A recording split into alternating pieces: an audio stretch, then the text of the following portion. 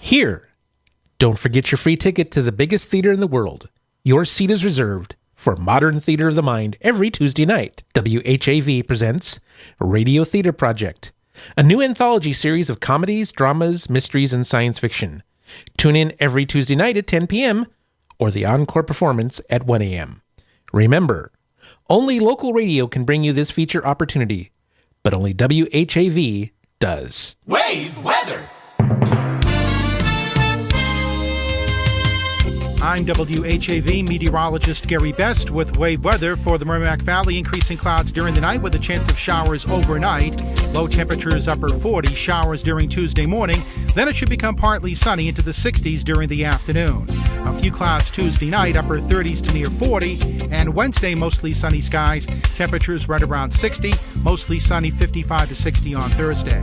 This is Gary Best. Your next wave weather in 30 minutes. WHAV Open Mic.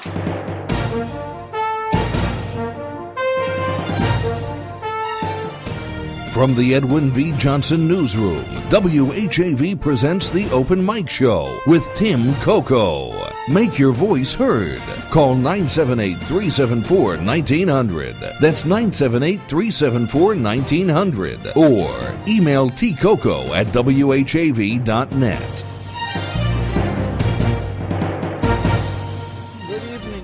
This is Tim Coco, and you're listening to the Open Mic Show, a 50-year staple of democracy in the Merrimack Valley. This hour of the Open Mic Show is being brought to you by Haverhill Bank. Just one bank. All right, instead of our usual producer, who'll be back next week, Nate, sitting in the on-air studio is none other than the what I call the one-man radio network, Chris Porter. He's been here before. He's going to be spearheading Master Control tonight. We'll talk to Chris in a bit, but you'll be surprised to find out at his young age, and I don't know if he'll reveal it, how many radio stations he actually works for. Doesn't necessarily get paid, but that's radio, right? Right. All right. So we'll get back to Chris in a minute. As a matter of fact, Chris, I'm going to ask you to we do this. This is the problem with when you're doing things live.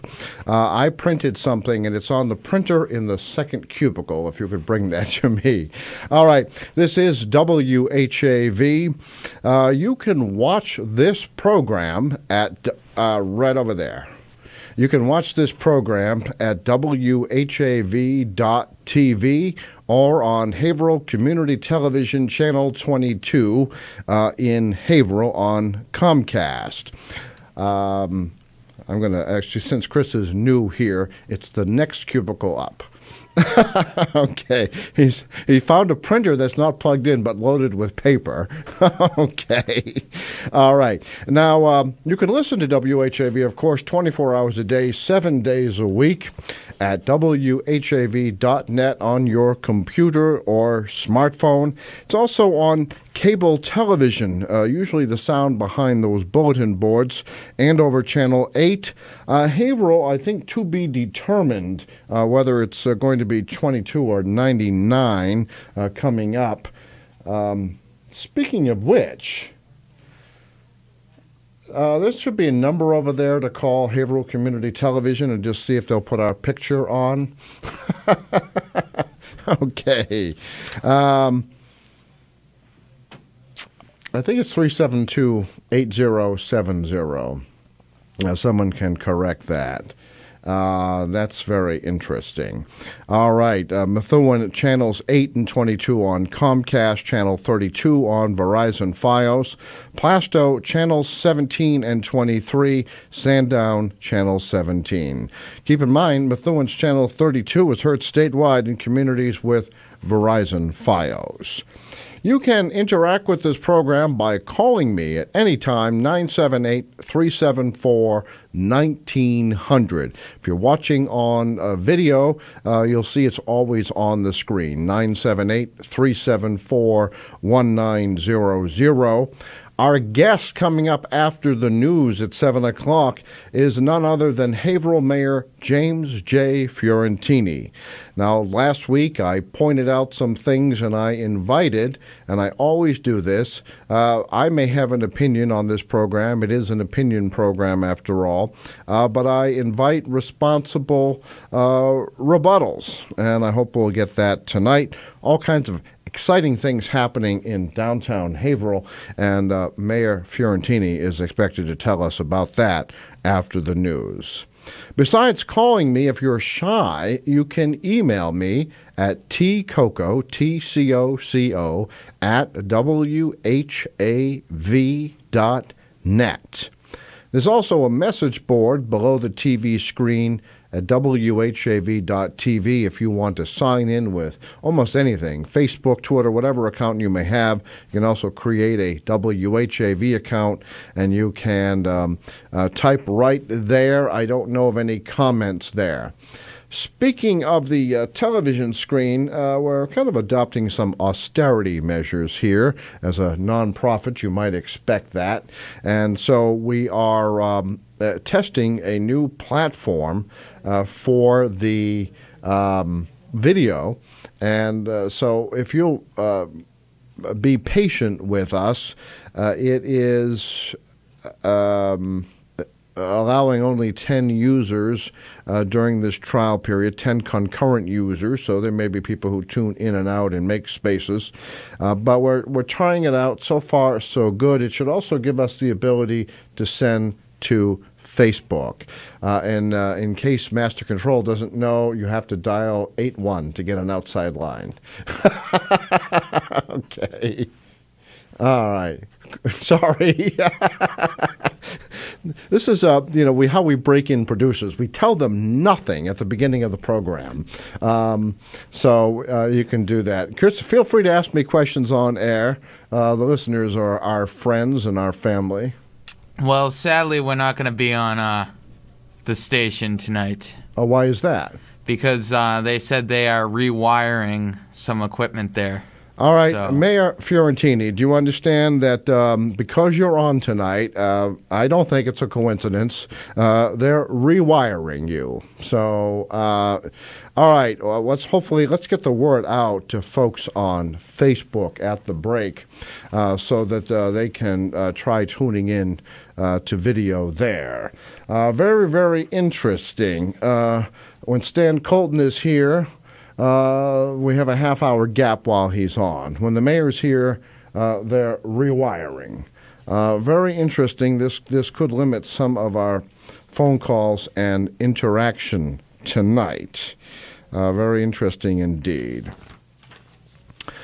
We are offering May birthday and anniversary cake chances. If you know someone who's having a birthday in May or a couple that's having an anniversary in May, feel free to call in their names. Chris will take their names.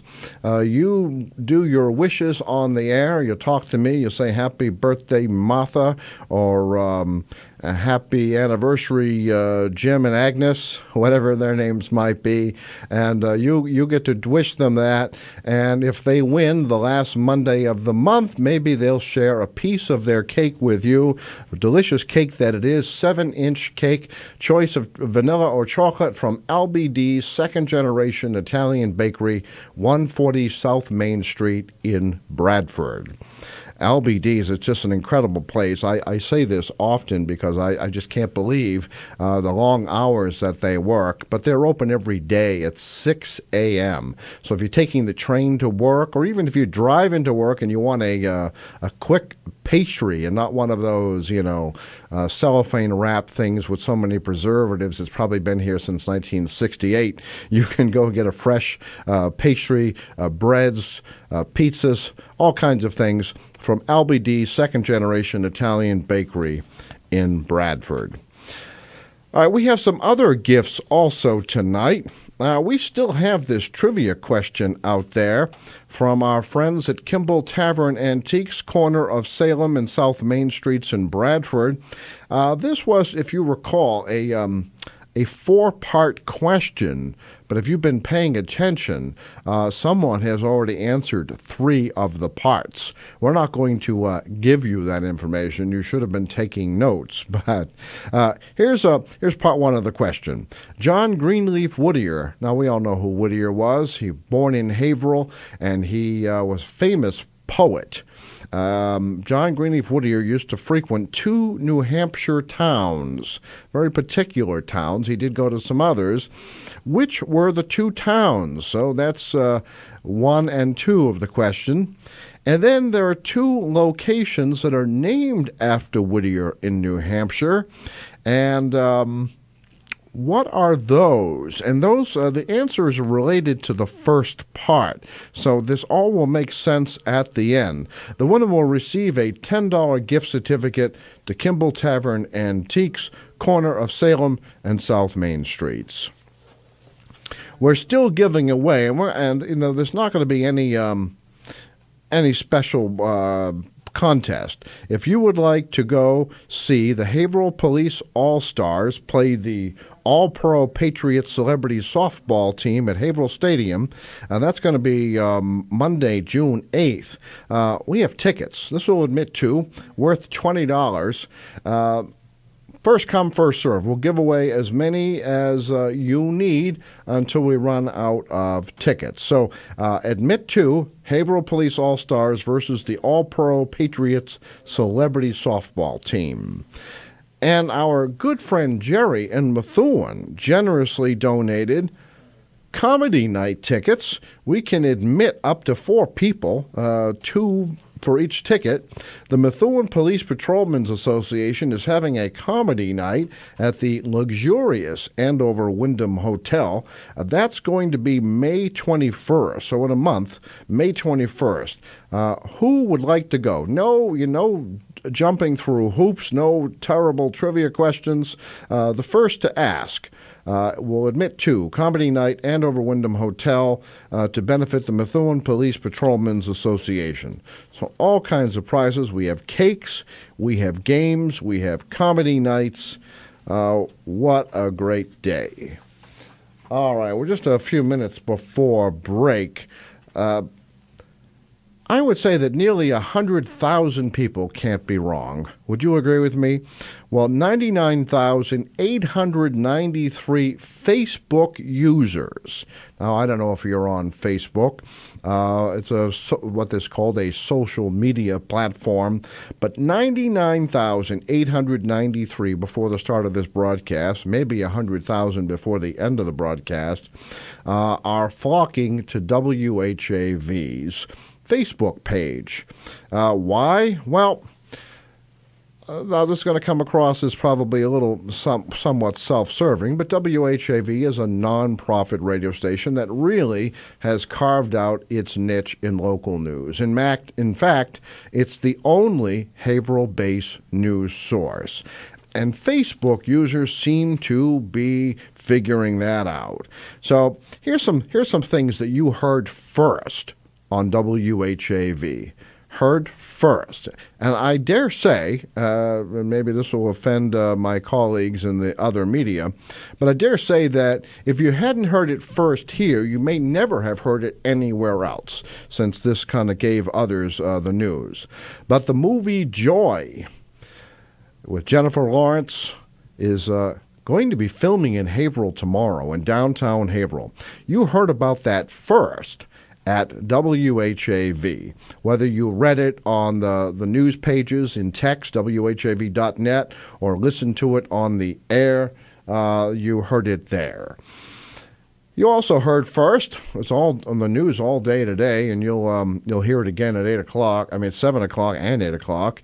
Frozen Shamrock had its 3-mile road race in Haverhill yesterday, brought thousands of people downtown, not to mention the 900 runners. Frozen Shamrock, you heard about that first on WHAV. Last week, you heard that a teacher was arrested, a teacher at Pentucket Lake School. You heard first from WHAV that the teacher was a Teacher of the Year nominee last year. We certainly don't relish bad news, but as my old former boss, he never liked me calling him his old boss, Barney Gallagher, once said, people aren't interested in the houses that didn't burn down last night. So news sometimes has some negative angles to it, but the WHAV told you this teacher was a Teacher of the Year nominee. WHAV also was the only media to tell you what the drugs were involved in that arrest. They were cocaine and pills. You may have heard that Pentucket Bank at Westgate was robbed and that the robber was captured. Certainly not a surprise. There was a very clear photograph of him. I think the bank camera technologies improved greatly. But you heard only on WHAV that the robber was a convicted sex offender, convictions going back to 1996. There was some positive news you heard first on WHAV. Mass Development. This is a quasi-public agency, state level. They have named Noah Koretz to help with downtown projects. We're going to ask the mayor more about that. But you heard that first by more than a week before anyone else on WHAV. You heard first on WHAV that a SWAT team, a police SWAT team, closed traffic one morning early at Lafayette Square, and then later on there was an arrest of a 21-year-old related to that. You heard about that first, and in some cases only, on WHAV. Positive news again. You found out that part of Woolworth's department store is going to continue to live on in downtown Haverhill. Yes, the terracotta panels that were part of the trademark look of Woolworth's has been salvaged by the developers, Greater Haverhill Foundation, and the Public Office of Urban Affairs of the Archdiocese. They saved those. They're going to bring them back. You heard first on WHAV that those are coming back. You also got a little history lesson that the terracotta panels that you see now on the downtown Haverhill parking garage were similarly saved. They came from the Daggett block. You might know that as the former Grad's department store.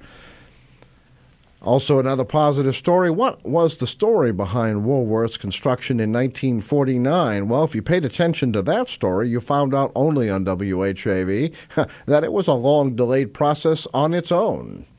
So, and I've just got the 1-minute warning from Chris. He seems to be a little more intimidating than Nate, so I might honor him. We'll see what happens. And you also heard another positive item only on WHAV. A national magazine has honored the Haverhill Public Schools for its adoption of technology. Pretty amazing if you ask me.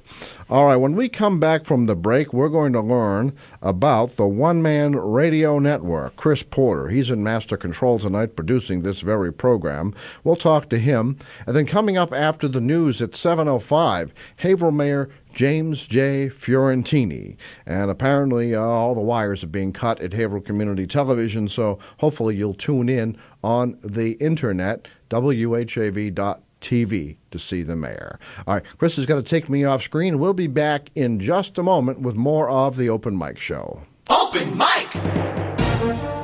Tim Coco and the Open Mic will be right back. Get in on the action. Call 978-374-1900 or email tcoco@whav.net. If you are enjoying this program, please consider making a donation right now. Your donations to not-for-profit WHAV help keep these vital community services on the air. Donate online at www.whav.net. For live and local talk, listen to the Open Mic Show, Monday nights. You can also see the program at www.whav.tv. Only local radio can bring you this talk opportunity, but only WHAV does. Catch the wave! The most trusted man in America, news anchor Walter Cronkite, once said, "It is absolutely essential in a democracy to have competition in the media, a lot of competition." That sentiment is one of the driving forces behind WHAV's expanded local news effort. This is News Director Dana Esmel inviting you to listen to my hourly weekday newscasts right here on WHAV. You'll also find the area's most comprehensive local news reporting at WHAV.net on your computer or smartphone. Remember, WHAV is the only Haverhill-based news source, and it's always free. And that's the way it is. Today is April 13th. On this day in 1933, the first enrollees of the Massachusetts Civilian Conservation Corps arrived at Fort Devens in Ayr. They were soldiers in a peacetime army that, in the words of the men who served in it, brought together two wasted resources, the young men and the land, in an effort to save both. The effort was a huge success, and the CCC was one of the most popular programs of Franklin Roosevelt's New Deal. Over a period of 9 years, nearly 100,000 Massachusetts men lived and worked in CCC camps spread across the state. The roads and trails, bridges and overlooks, picnic shelters and log cabins they built in the state's parks are the CCC's living legacy in Massachusetts. For more about this and other Mass Moments, go online to massmoments.org. Brought to you by the Massachusetts Foundation for the Humanities.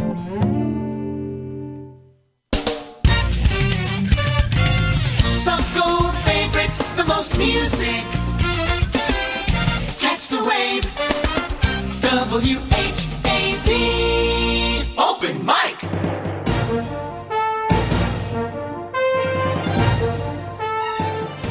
From the Edwin V. Johnson Newsroom, WHAV presents the Open Mic Show with Tim Coco. Make your voice heard.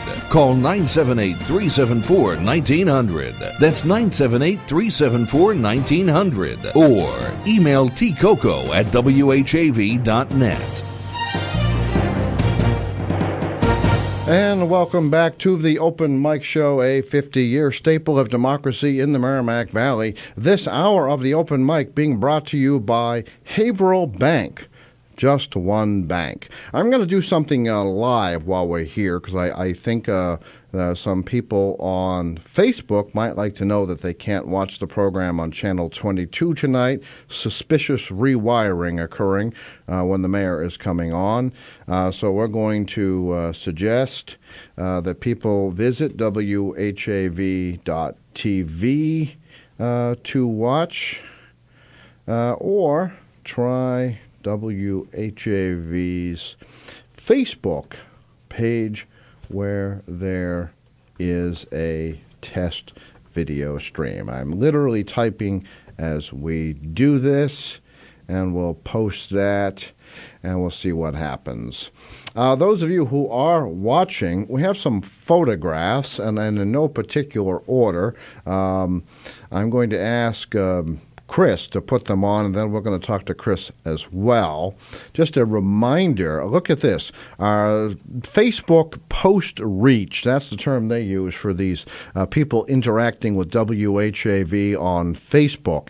99,993 people interacting with WHAV on Facebook. I think this is, WHAV has made its mark bringing back, in a very strong way, local news. I'd like to say it's because of this program, the Open Mic Show, but I think it's probably more likely all of the news coverage related to all the things that are happening in Haverhill. All right, we're also going to share this Facebook post. Most of you who are regulars to the program know that we have many friends on the Facebook page called You Know You're From Haverhill When. So let's see what they have to say, and then we'll also talk to the one-man radio network, and then Mayor James J. Fiorentini at 7 o'clock after the news. All right, we're going to post that item, and also there's another Facebook group. It may not always be visible. Someone might have to invite you, but it's called Haverhill Friends Until the End. Seems like an apt title. We're going to let them know also that they can watch the video feed. All right. Let's get Well, let's look at some of those photographs. What do we have? Anything on screen? I have a little delay on mine, so there's a photograph you might see of Buddy's Barbecue. Okay, you've got the liquor store signs. Now, those of you who live in Haverhill or visit, you'll notice these businesses aren't actually there, but there they are nonetheless. Buddy's Place Barbecue Restaurant, where Terry's Place, most of us remember it as Pedro Diego's. Buddy's Place Barbecue Restaurant is set up for a Hollywood set for the movie Joy with Jennifer Lawrence. Pretty amazing. Next door, Chris had this photo up first, is actually an abandoned store. We all know it, at least previously, as Kaleidoscope Gallery. It's been made out to be a wine and liquor store. I actually looked in the window yesterday and noticed lots of bottles there, but since I'm a Haverhill License Commissioner, good to know they're actually all empty. So much for that. So Hollywood didn't ask for a liquor license and apparently doesn't need one. All right, we have another photograph, and we'll tease the mayor with it when he comes. There's a photograph of the mayor taking a photo himself. Hollywood came to town to make a picture here, but so far, the only people taking pictures are the spectators, including His Honor, Haverhill Mayor James J. Fiorentini. All right, I think there's also a photo there of a man painting inside a window.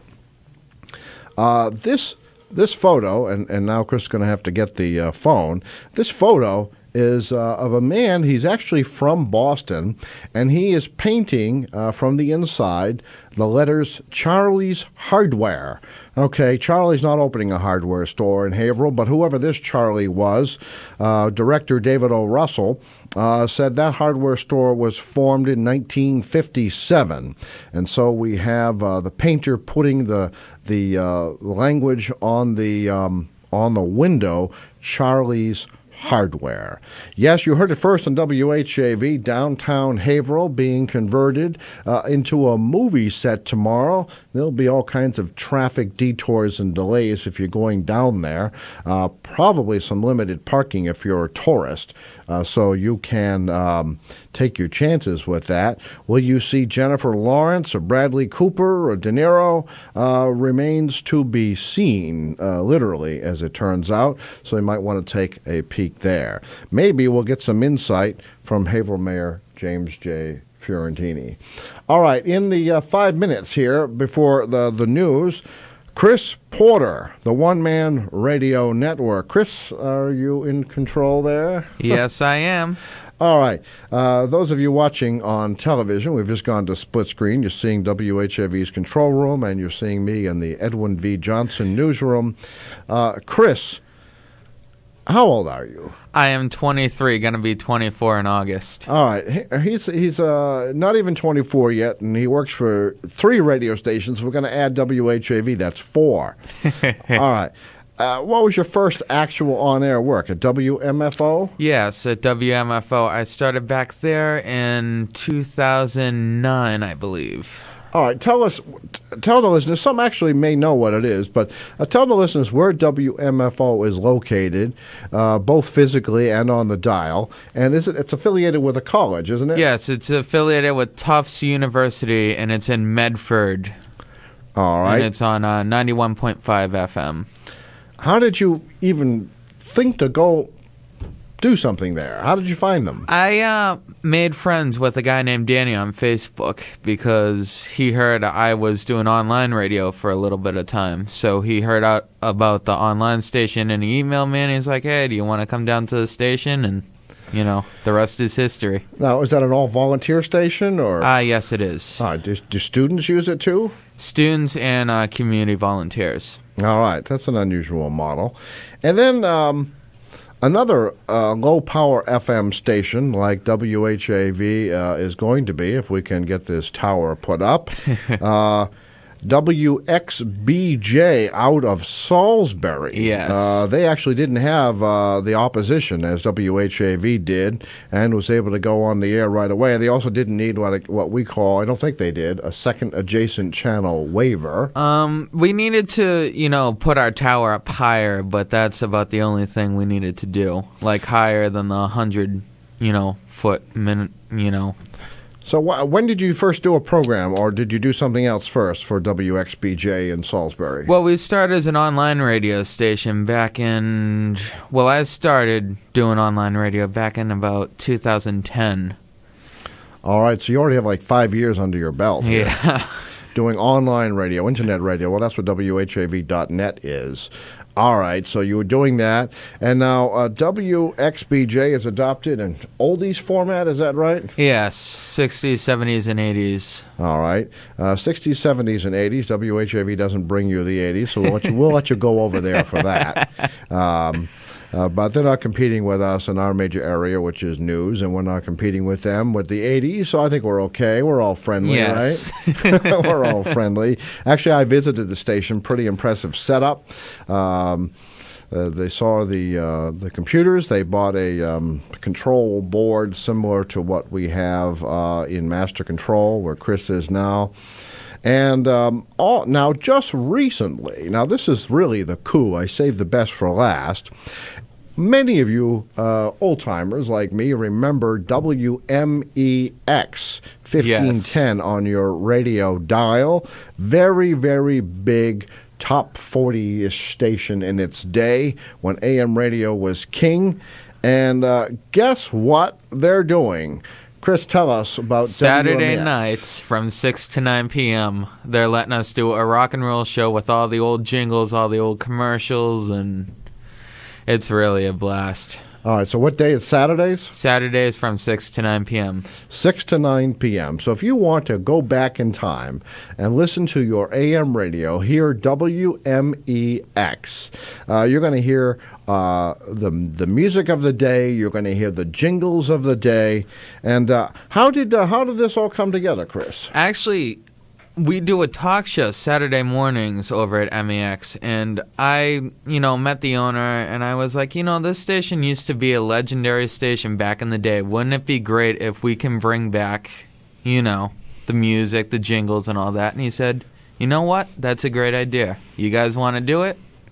And that's how that pretty much came about. Oh, so you were doing some talk work there, too? Yeah, I board op for a talk show. Really? Saturday mornings called Fireside Radio.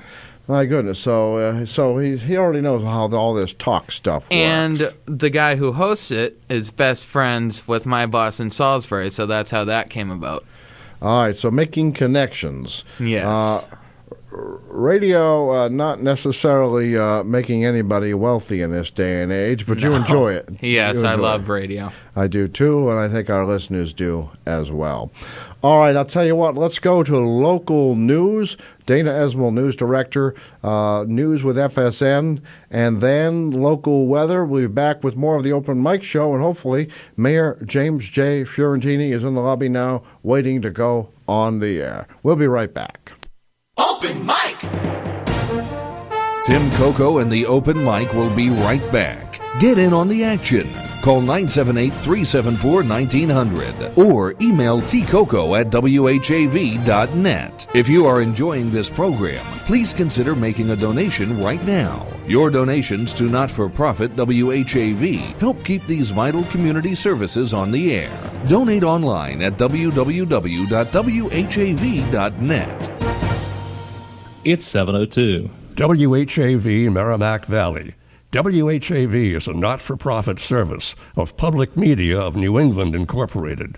It's heard on 1640 AM, the web, at whav.net, and participating cable television stations.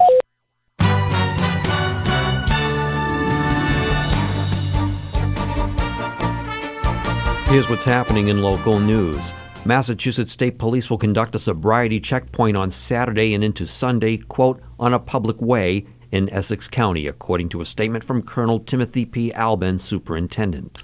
A grant provided by the Highway Safety Division of the Massachusetts Executive Office of Public Safety and Security supports an ongoing series of state police sobriety checkpoints in counties across the Commonwealth. A similar checkpoint was conducted last weekend in Middlesex County. During next weekend's operation in Essex County, another checkpoint will be in Worcester County. Quote, the purpose is to further educate the motoring public and strengthen the public's awareness to the need of detecting and removing those motorists who operate under the influence of alcohol and or drugs from our roadways. It will be operated during varied hours. The selection of vehicles will not be arbitrary. Safety will be assured, and any inconveniences to motorists will be minimized with advance notice to reduce fear and anxiety. End quote. 2 people are facing drunk driving charges in court after their separate arrests over the weekend. According to Haverhill Police, Melissa Clark, 38 of Haverhill, was arrested at 3:39 a.m. Saturday at 49 Lawrence Street. She is charged with operating a motor vehicle under the influence of liquor. Also, Leo Silva, 45 of Haverhill, was arrested at 3:34 p.m. Friday at St. James School, Primrose Street. He was charged with operating a motor vehicle under the influence of liquor, second offense. Silva was also charged with resisting arrest and with an open container violation. A Methuen man is due to be arraigned in Haverhill District Court Monday after his arrest over the weekend on assault and weapons-related charges. Haverhill Police report Louis Pabon, 41 of Methuen, was arrested at 4 p.m. Friday at 42 Bellevue Avenue. He was charged with assault and battery with a dangerous weapon, a firearm, and unlawful possession of a firearm. 900 runners turned out in downtown Haverhill Sunday for the 3-mile Frozen Shamrock Road Race. Thanks to this winter's record snowfall, the race was postponed from February 22nd. The forced rescheduling had organizers worried turnout would not be as strong. When we went into this with a postponement, we weren't sure how it was going to turn out. You always lose a few people when you postpone it due to other commitments. I'd say, without knowing for sure, we probably got 900 finishers today, which is a pretty good turnout. That was organizer David Labrodi. He said the race complements Lawrence's Clatter Pub 4-miler and Lowell's Heinz Tavern 5-miler. Isa Zefta of Maria's Restaurant said he was pleased with the outcome. This is our first time doing the event, and it was very successful. We can't wish for better weather. Happy people. The town is busy. Everybody's all over the place. Everybody's benefiting from it, and that's what we need, more events like that. The race began and ended at Maria's Restaurant, Essex Street. Runners made their ways across the Como Bridge, up Laurel Avenue, down and across Blossom, South Pleasant, and Middlesex Streets, over the Basileia Bridge and back downtown. Winners receive kilts and money. In local high school sports, the Haverhill Hillies in action Monday. The boys' varsity tennis team hosts Central Catholic at Winnie Kinney Park. Girls' varsity tennis travels to Lawrence High School. Scheduled freshman and junior varsity softball and baseball matches have been postponed. Boys' varsity and junior varsity volleyball hosts Chelmsford High School. For more schedule details, visit whav.net. Remember, WHAV is the only Haverhill-based news source, and it's always free. In the Edwin V. Johnson newsroom, this is Dana Esmail. From Feature Story News in Washington, I'm Rebecca Foster. Another candidate has entered the race for the American presidency. Senator Marco Rubio, a Republican from Florida, says he will seek his party's nomination. This as Hillary Clinton begins campaigning for the Democrats. From Washington, Simon Marks reports. Marco Rubio told supporters he's uniquely qualified to talk about the future and serve as the Republican Party's standard-bearer in 2016. He joins a field that is rapidly becoming crowded with other Republicans vying for the nomination, but he hopes his Latino roots will help win over voters who don't traditionally support the party. Meanwhile, Hillary Clinton is off in her van, driving to Iowa for her first meeting with voters since throwing her hat into the ring. Simon Marks, Washington.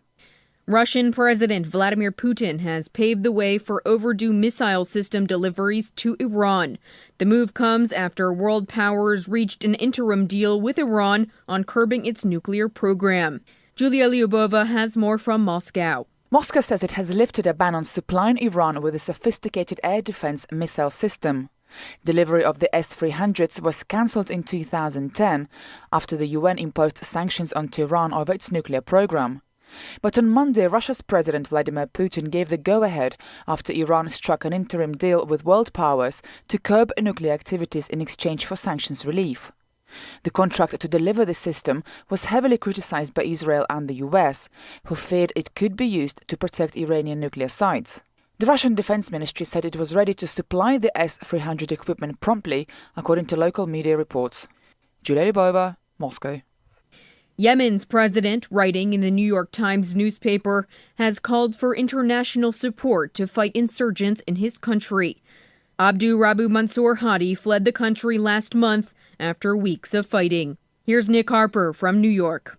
President Hadi's op-ed article in the New York Times is a direct plea to the international community. He says to ensure military might on the battlefield. Hadi writes that the Houthis, the fighters who have taken over the capital Sana'a, must be stopped, warning if not, with Iran's backing, they're destined to become the next Hezbollah. And he says conflict is likely to spread beyond Yemen's borders through the Middle East. Meanwhile, the United Nations Secretary-General Ban Ki-moon wants negotiations to restart as a way to resolve the violence, saying talks are the best chance to prevent a long, drawn-out conflict. The U.S. says it will file an official complaint over the intercept of an American reconnaissance plane by a Russian fighter jet, calling it unsafe and unprofessional. A Pentagon spokesman said the incident took place last week over the Baltic Sea.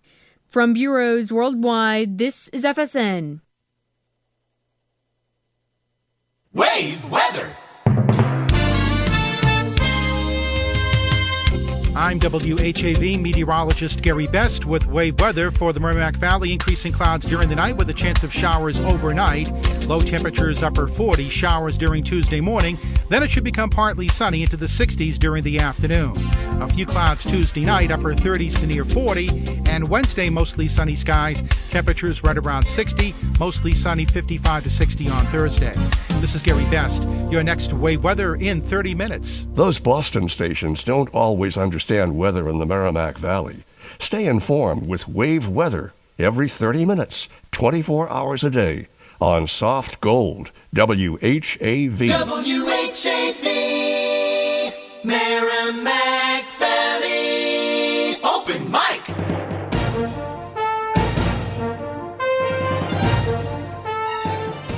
From the Edwin V. Johnson Newsroom, WHAV presents the Open Mic Show with Tim Coco. Make your voice heard.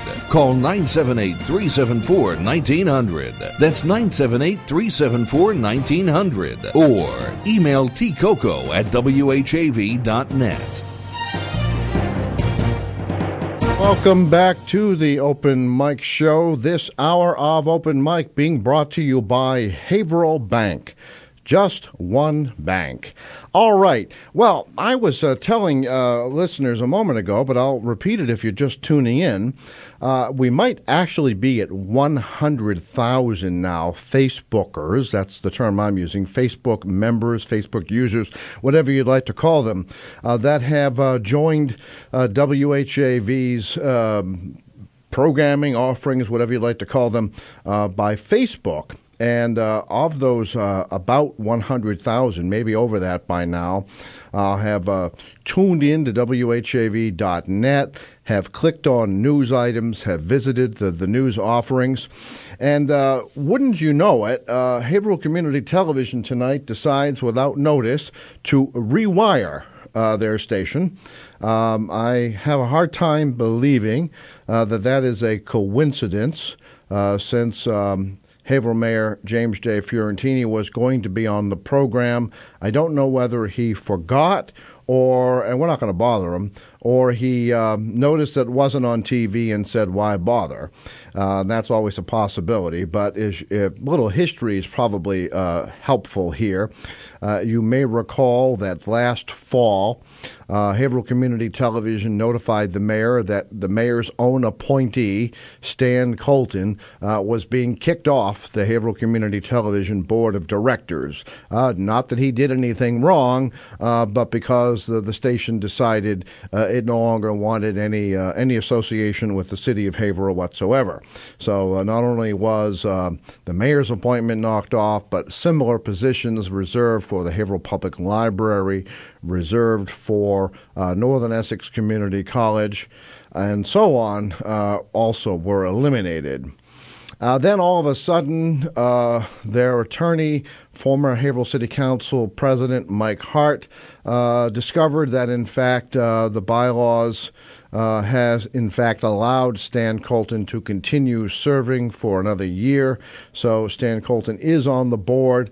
The mayor won the big showdown, but longtime viewers and listeners know that when Stan Colton came on the open mic show for a half hour, that half hour didn't appear on Haverhill Community Television. Some kind of coincidence, technical glitch, I guess it was. And now the mayor was going to be on the program, but coincidence, again, they've decided to rewire. That actually is a violation of their contract. Maybe some of the other concerns people had about spending and so on are private matters outside of the public view, but they do have a contract for local programming, cannot turn people away. So I would say that HCTV has turned away the mayor tonight on this program. I'm willing to take opposing views and comments. You can call me 978-374-1900. All right. But coincidentally, we were testing a new platform tonight, a new video platform, where people can tune in to the video stream live via Facebook. Maybe some of you are doing that right now. We heard from WHAV alum Mark LeMay that the signal is working pretty well. Maybe you have some comments or feedback as well. We'll also check the chat board below the TV screen at whav.tv, see what we have, if any comments are there. Unfortunately, even though most people know that we can be reached on their computer, and soon we hope at 99 point, what's our frequency? 97.9 Yes. FM. So we'll see. Okay, so David Goswood does comment here, and this relates to you, Chris. I think hazing the newbie producer is appropriate, but doing it on the air, very nice.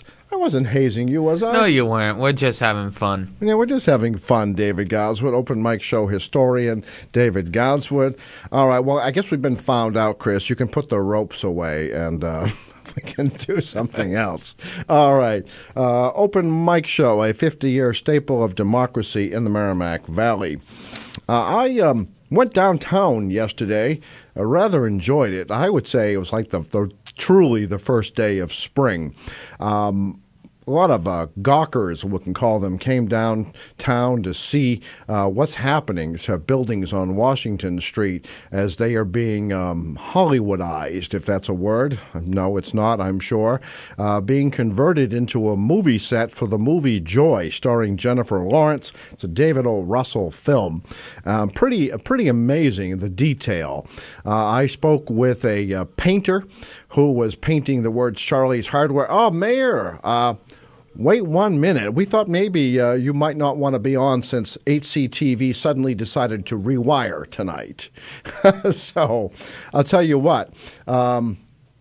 We're gonna take a break as soon as Chris gets off the phone, and then we're gonna bring in the mayor. We're gonna ask him if he thinks the rewiring is a coincidence. He might be interested to know that when Stan Colton was on the program for a half hour, that half hour was blank on Channel 22. So we'll see what happens. Chris, can we take a brief break so we can get the mayor seated, and then we'll be back with more of the open mic show. Chris is taking over as producer tonight. We'll see what happens. Tim Coco and the open mic will be right back. Get in on the action. Call 978-374-1900 or email tcoco@whav.net. If you are enjoying this program, please consider making a donation right now. Your donations to not-for-profit WHAV help keep these vital community services on the air. Donate online at www.whav.net. This is Phil Christie. Listen to The Wave with fewer interruptions, no pop-ups, and a choice of players by tuning directly from www.whav.net. Community Spotlight is brought to you by Haverhill Bank. Haverhill Bank is a generous supporter of the area's civic and cultural programs. All it takes is just one bank. Haverhill Bank. Community Spotlight. The Breakfast Exchange Club of Greater Haverhill is having a Walk to Rock scavenger hunt and party May 30th in downtown Haverhill. Proceeds will go to heating assistance for the elderly in the Haverhill area. Our goal is to raise at least $15,000 and heat 50 homes. Registration begins at 4 p.m. on the upper parking deck across from Kentucky Medical. The scavenger hunt is followed by entertainment at the Tap Restaurant, 99 Washington Street. The party begins at the Tap at 7 p.m. Tickets are $40 each, including the scavenger hunt and party, or $30 each for the party only. Contact breakfastexchangeclub@gmail.com to purchase. Someone you know is on WHAV. To submit or read your own nonprofit announcements, click on the Contact tab at whav.net or email news@whav.net. In the Edwin V. Johnson Newsroom, this is Sarah Keezer. WHAV. Open mic.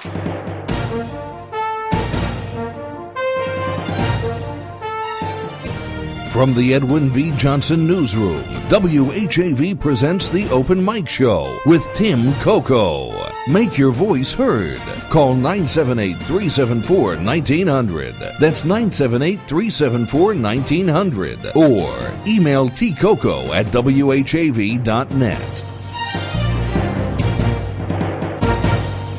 Welcome back to the Open Mic Show. This hour of the Open Mic being brought to you by Haverhill Bank.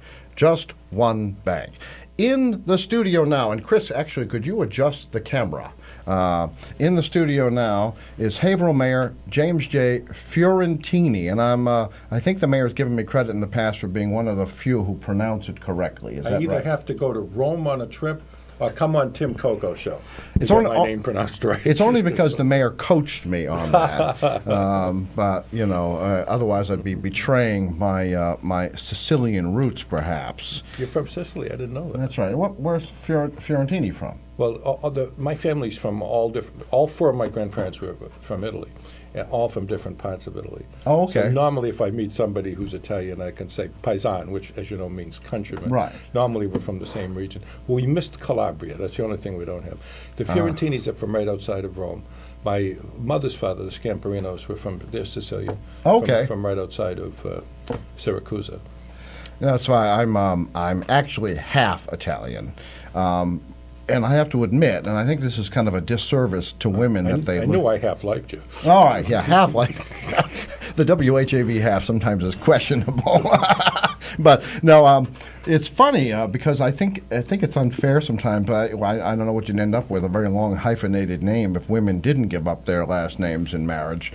But I have to say, I always spent all this time focusing on my father's Italian roots. They came, my grandfather came on the ship Irene in the early 20s, came alone. He left half the children, the other half hadn't been born yet, left the children and his wife in Sicily, came over here, got a job working in the mills in Lawrence, then called for the family to come over, and then lived the American dream, was able to buy his own home in Methuen. And then much later, my father moved to Haverhill, and that's where I was born. But interestingly enough, I never paid attention to my mother's side of the family. And when my mother passed away, I was going through some of her papers, and I remember some anecdotes, but hadn't really paid attention to them. And I found it rather amazing that my mother's side of the family came here on the Mayflower's relief ship, the Fortune, in 1621. And I find it kind of crazy that, compare and contrast, it took 400 years from my mother's side of the family to get from the Cape to Haverhill. And it didn't take very long in the scope of things from my Italian side to get across an ocean. Well, we're a nation of immigrants. We're all immigrants. And I really think that those folks, whenever they came over, sacrificed everything, left their family, maybe never to see it again. They were truly heroic. And we owe such a great debt to our immigrant parents, grandparents, great-grandparents, whatever. You're absolutely right. Mayor, I do not know if this caller was expecting you, so we're going to go live. Caller, you are on the Open Mic Show. I don't know what your question is, but Haverhill Mayor James Fiorentini is with us. Well, actually, I don't have a question. Well, actually, I have a statement from Mr. Fiorentini. All right. I am a Republican, but... so he doesn't like either of us. I think he's done an excellent job for the city of Haverhill. Thank you very much. Thank you. And Brian Dempsey, I believe he is a Democrat. Yes. He's the type of guy a Republican would vote for if Brian ran for president. That's great. Well, I thank you very much. Because he's for the people. Absolutely. You know what I mean? He is. Absolutely. He's not Billary. You know what I mean? When I say Billary, you get them both. All right. You know, there's my favorite mayor is Fiorello LaGuardia from New York, and I don't know if you're old enough to remember Mayor LaGuardia. They named the airport after him. The LaGuardia Airport, that's right. But Mayor LaGuardia used to say there's no Democratic or Republican way to plow the snow or sweep the streets. And when you're mayor, you just have to do the best job you possibly can. And there's no Republican or Democratic way to do it. You have to balance a budget. That's right. And I think you've done an excellent job in the city, so much. and a lot of my fellow Republicans would probably say no just because you're a Democrat. I have a lot You know what I mean? Well, I never run as a Democrat. It's a nonpartisan job. And You run as a person. Right, and I have a lot of... I have a lot of Republican support.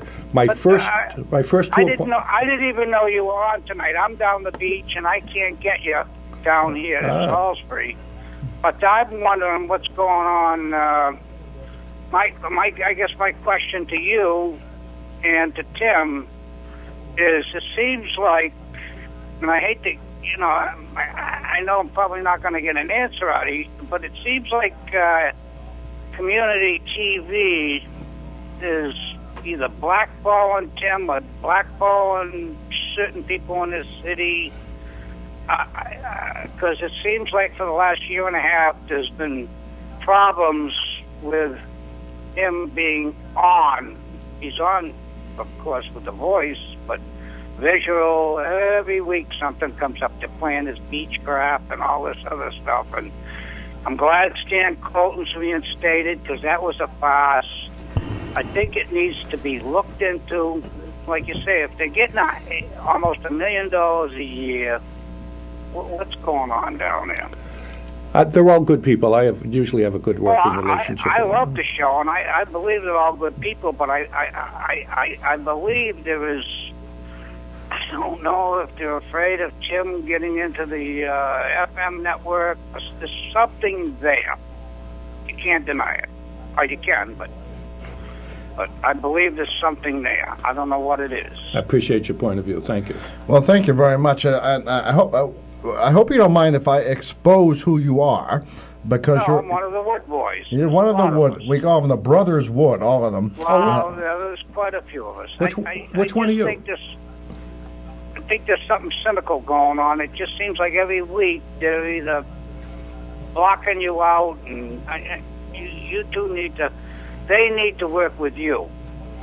I appreciate that. This is Craig Wood, Craig, how you actually has helped us. You know, for many years, and I'm sure, Mayor, you figured this out, for many years, after reel-to-reel recorders were made available, WHAV would erase shows every week so that the same tape could be used for open mic the following week. Thanks to Woody, he recorded them on cassette tape off the radio. And I will. I know I've said this, but I will get those together. And well, you got us. You did bring us some, and we've had some rare clips with Bill Pike, and do you remember Lindsay Parker, who who followed Bill? No. When Bill went on the council? No. Oh, yeah. So- Good old Lindsay. So he has helped fill in this major gap. Now, back before reel-to-reel, things were recorded on disc. We have those. Unfortunately, the Gazette, who owned WHAV at the time, bought those reel-to-reel recorders in the mid-'50s, so suddenly the discs stopped. But we have done this search for things. But Woody is one of the great supporters of WHAV, and Kimball Tavern Antiques has a contest. Mayor, maybe you'd like to try winning the contest question.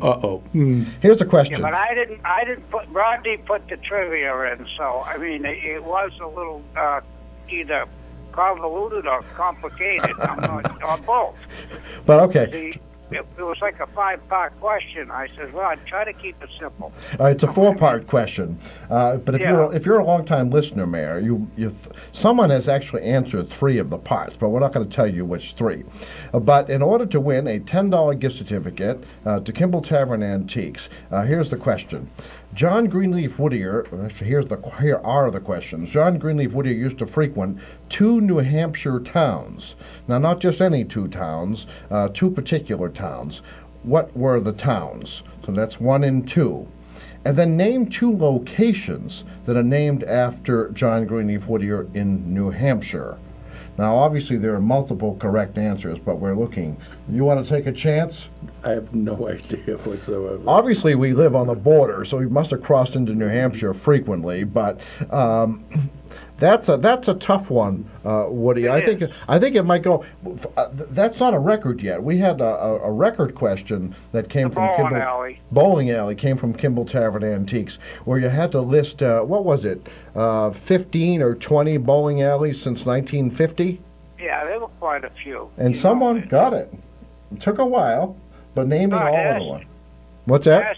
Ask Jimmy if he remembers what the theme song for Mal's department store was.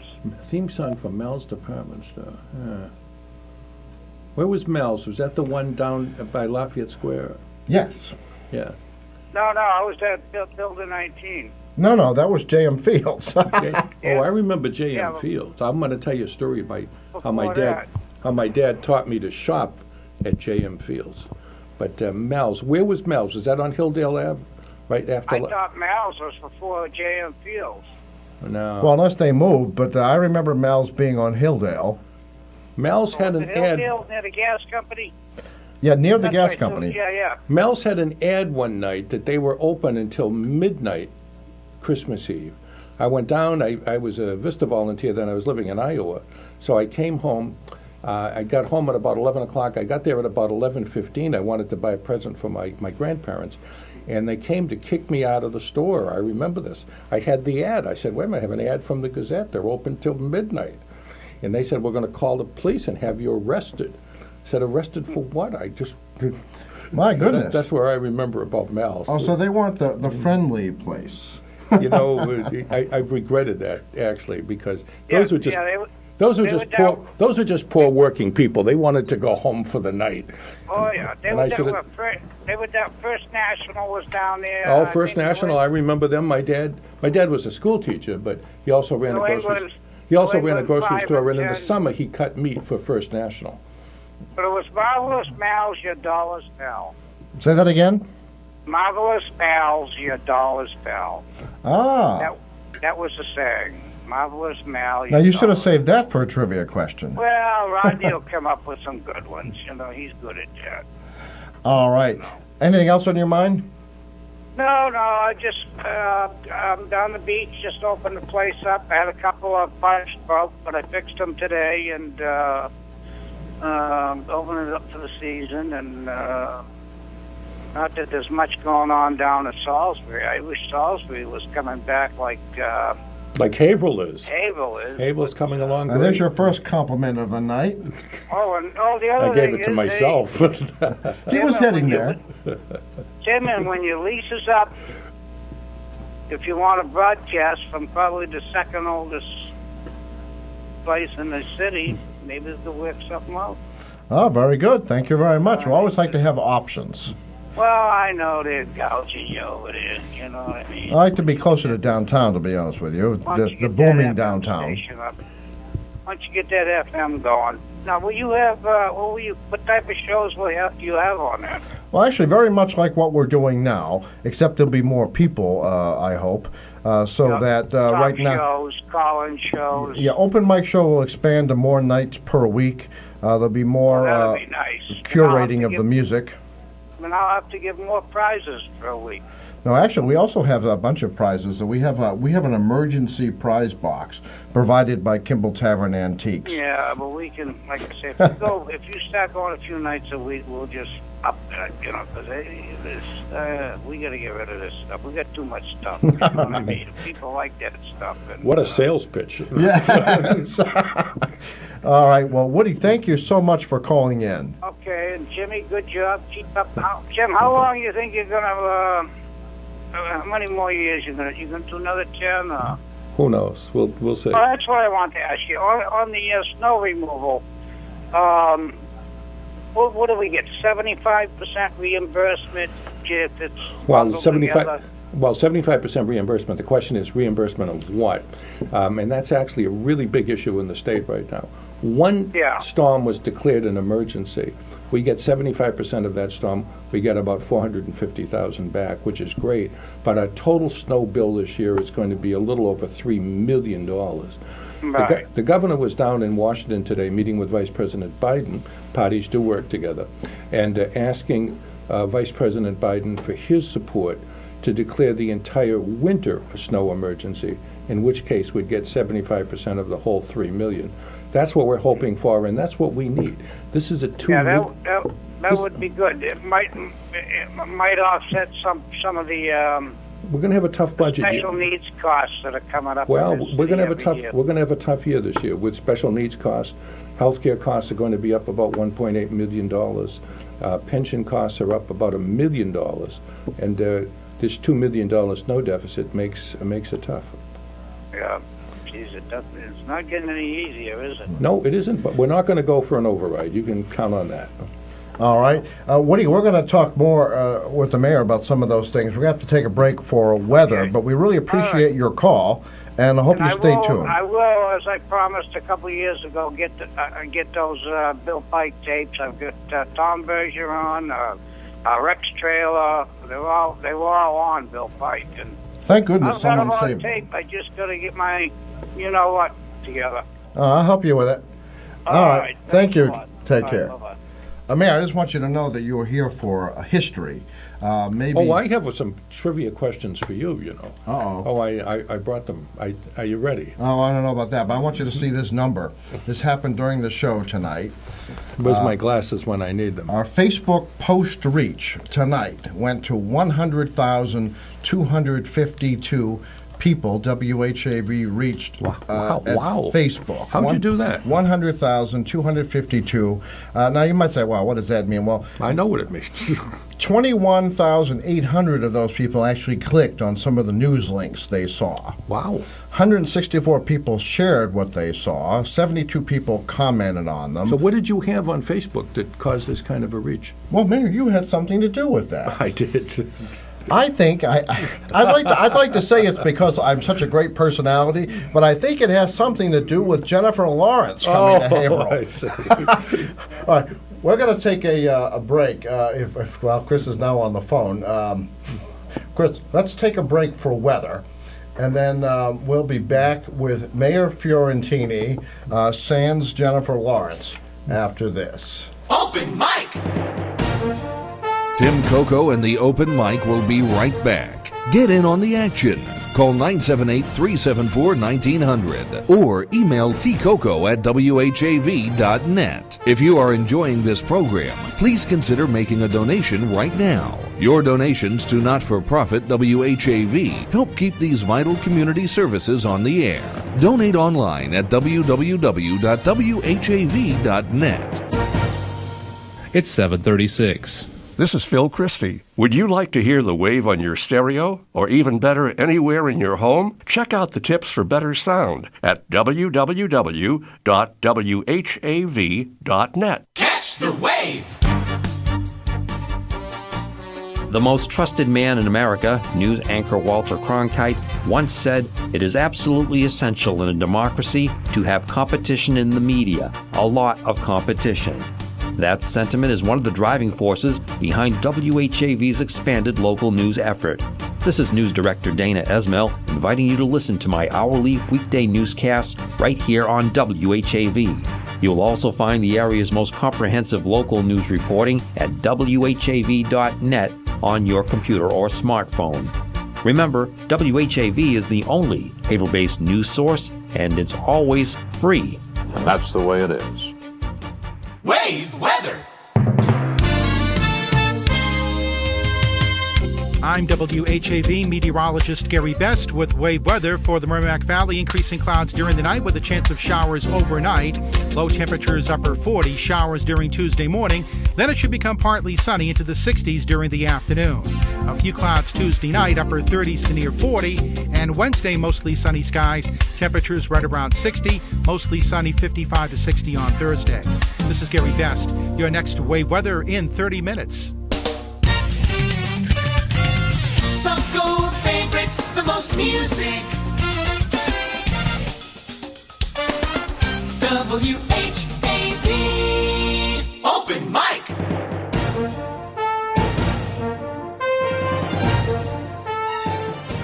From the Edwin B. Johnson Newsroom, WHAV presents the Open Mic Show with Tim Coco. Make your voice heard. Call 978-374-1900. That's 978-374-1900. Or email tcoco@whav.net. Over Sicily. And we're back on the Open Mic Show. This hour of Open Mic is now being brought to you by the Merrimack Valley Economic Development Council. Smart companies choose the Merrimack Valley. And I bet the mayor would say smart companies choose Haverhill. Mayor, here's some of the stories that take smart companies, dumb companies. Here's some of the stories that I think put WHAV on top. First of all, the filming of Joy downtown. Can you believe they're making a movie of the invention of the miracle mop? The miracle mop. Well, she sold, what, 18,000 on QVC right away? So maybe you and I are in the wrong jobs. I'm so out of touch with pop culture. People had to tell me who Jennifer Lawrence was. I said, "Oh, J-Lo. I know J-Lo, sure." Well, you know De Niro, right? Except, did you say you thought he might... De Niro, he's the police chief, isn't he? Oh, is that De Niro? He'll appreciate that. Robert De Niro, I have heard. Years ago, Tom Vadabedian interviewed me on the Haverhill Gazette. So my wife had to take me aside, and she said, okay, they're going to ask you, who's your favorite actor? Here's your favorite actor. His name is Robert De Niro. That's how I know who Robert De Niro is. Oh. Your favorite actress, your favorite vocalist. She had to tell me all this stuff. So she had to help you with the pop culture stuff. She did. I understand. Now, Frozen Shamrock. I didn't realize until I saw your Facebook post you actually kicked it off. I did. Because... I fired the gun at a couple people I'd like to fire it at, Timothy. But really? Is that why the police were there? That's why. Now, we shot it into the air instead. Now, what you may not know, in the Now It Can Be Told, there was a little confusion with their application before the License Commission, and they didn't list all of the hours that they were going to be there. So we had a quick fix on Friday to make sure this went off without a hitch. Great, wonderful. So, but David Labrodi, who was one of the organizers. Now, when I first moved out on my own... You're making him Italian. He's Labrode. Well, whatever. He's a Frenchman. Okay, Frenchman. That's Dana was calling him. Well, anyway, he actually I used to live at Forest Acres when I first moved out of my parents' house many years ago, and he was my neighbor downstairs. He, of course, has worked for many years for the Department of Environmental Protection. He seems to be active in Brightside, and we interviewed him yesterday on WHAV, and you'll hear some of it on the news at 8. But Frozen Shamrock brought 900 runners to that crowd. It did. There wasn't a parking space to be had. I'm going to ask you a secret. Where did you park? In the Beacon lot. I parked at the train station. Well, you know, the parking deck was filled, and that's actually, I was talking to Joe Costanza, the head of the MVRTA today, and said the Haverhill new parking garage that we brought in and were able to secure some money to get from the federal government has filled up much faster than we ever predicted. And I think it's now time to start looking at adding some additional parking downtown, something that I thought would take 20 years. I think you're right, because I did try that garage first. It was difficult to make a turn onto Merrimack Street from Emerson, or Essex, where I was. So I circled back up to go to the new garage, and it was full. And then I thought, I don't know if I'm allowed to do this. I'm not taking a train, but I'm going to park at the MVRTA. Getting parking structures is a really big deal, and it's a long process. I think Newburyport's been trying for many, many years, I think around 20 years, to have a downtown parking structure. And we need to take a look at having another one. We need to find a location. The first place I'm thinking about is right next to the post office.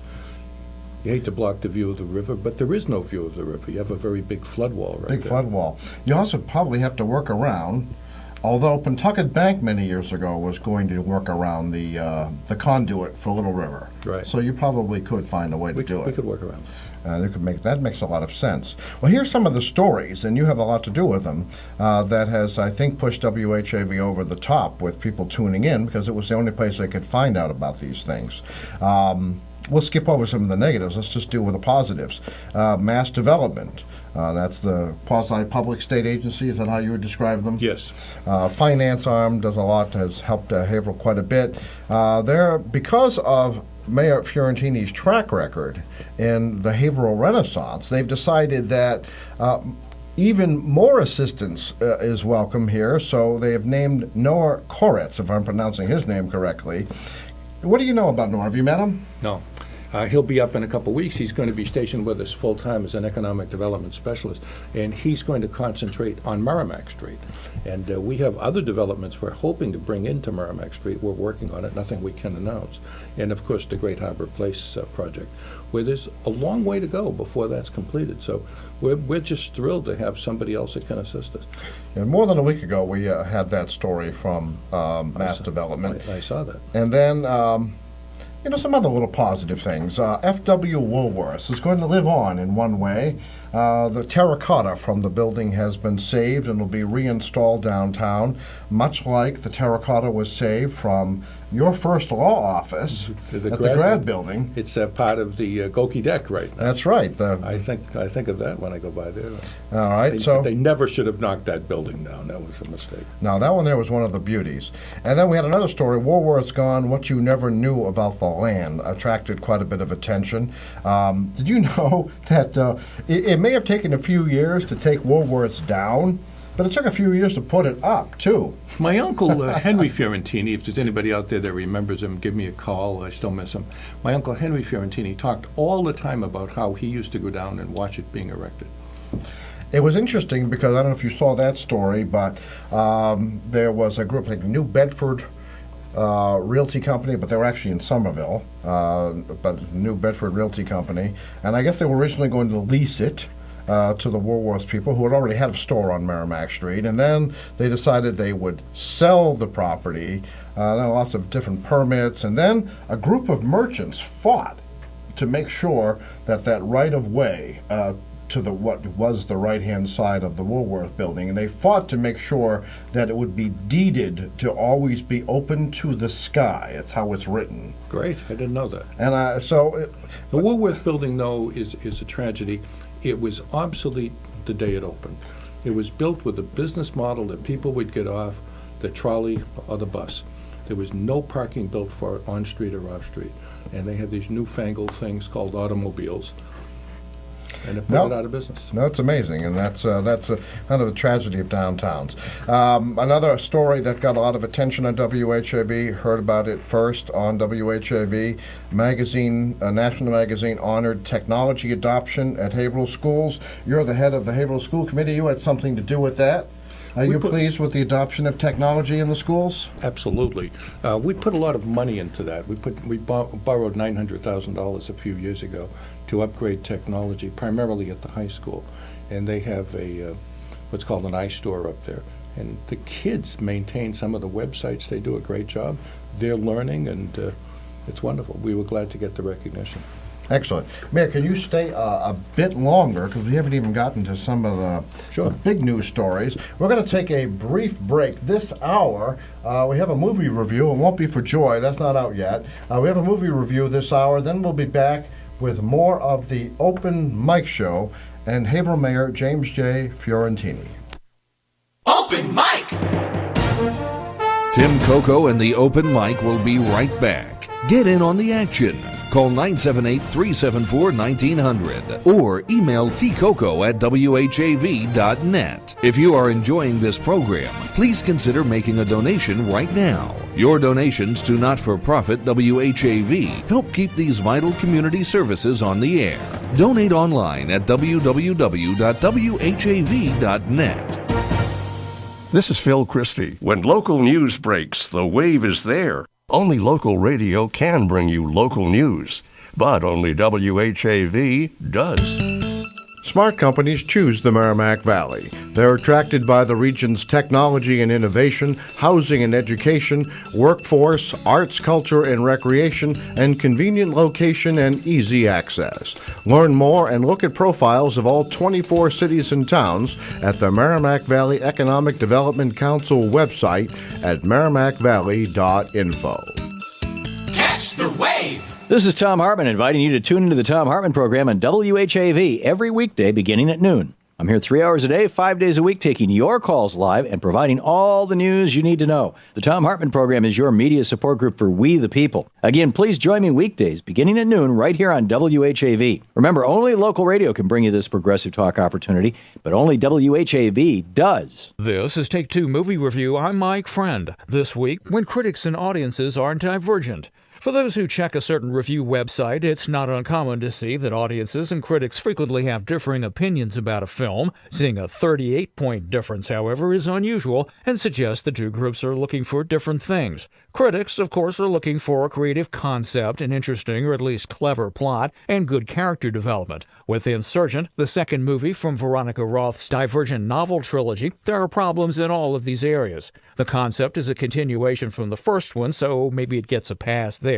To the extent that the critics like that one better, it's probably because the concept was fresh and the time was spent fleshing out the dystopian world where 5 so-called factions organized by personality type rule. The plot suffers some convenience and predictability despite shocking deaths dropped in to abate this criticism. The character development, while nuanced and effective for Shailene Woodley's Triss and her compatriot and love interest 4, it is lacking for the supporting cast. This is particularly true of Kate Winslet's character, the evil erudite faction leader Janine, who is left dimensionally stranded by the script, and for Triss's brother Caleb. Audiences, on the other hand, who are mostly young and female for this franchise, are digging Insurgent for the Triss-4 relationship. She's a strong, even messianic leader, but the relationship never degenerates into some contrived woman-wearing-the-pants act. It really works for the intended audience, helped along by the portrayal of revolution against societal norms and lots of action. The third installment, Allegiant, will, you guessed it, be divided into 2 parts, due next year. Let's hope the filmmaking, then, is resurgent. The raw material exists here to make a film on which audiences and critics can agree. This has been Take Two Movie Review. I'm Mike Friend. Catch up with us at Take2MovieReview.com and follow us on Facebook and Twitter at Take2_Review.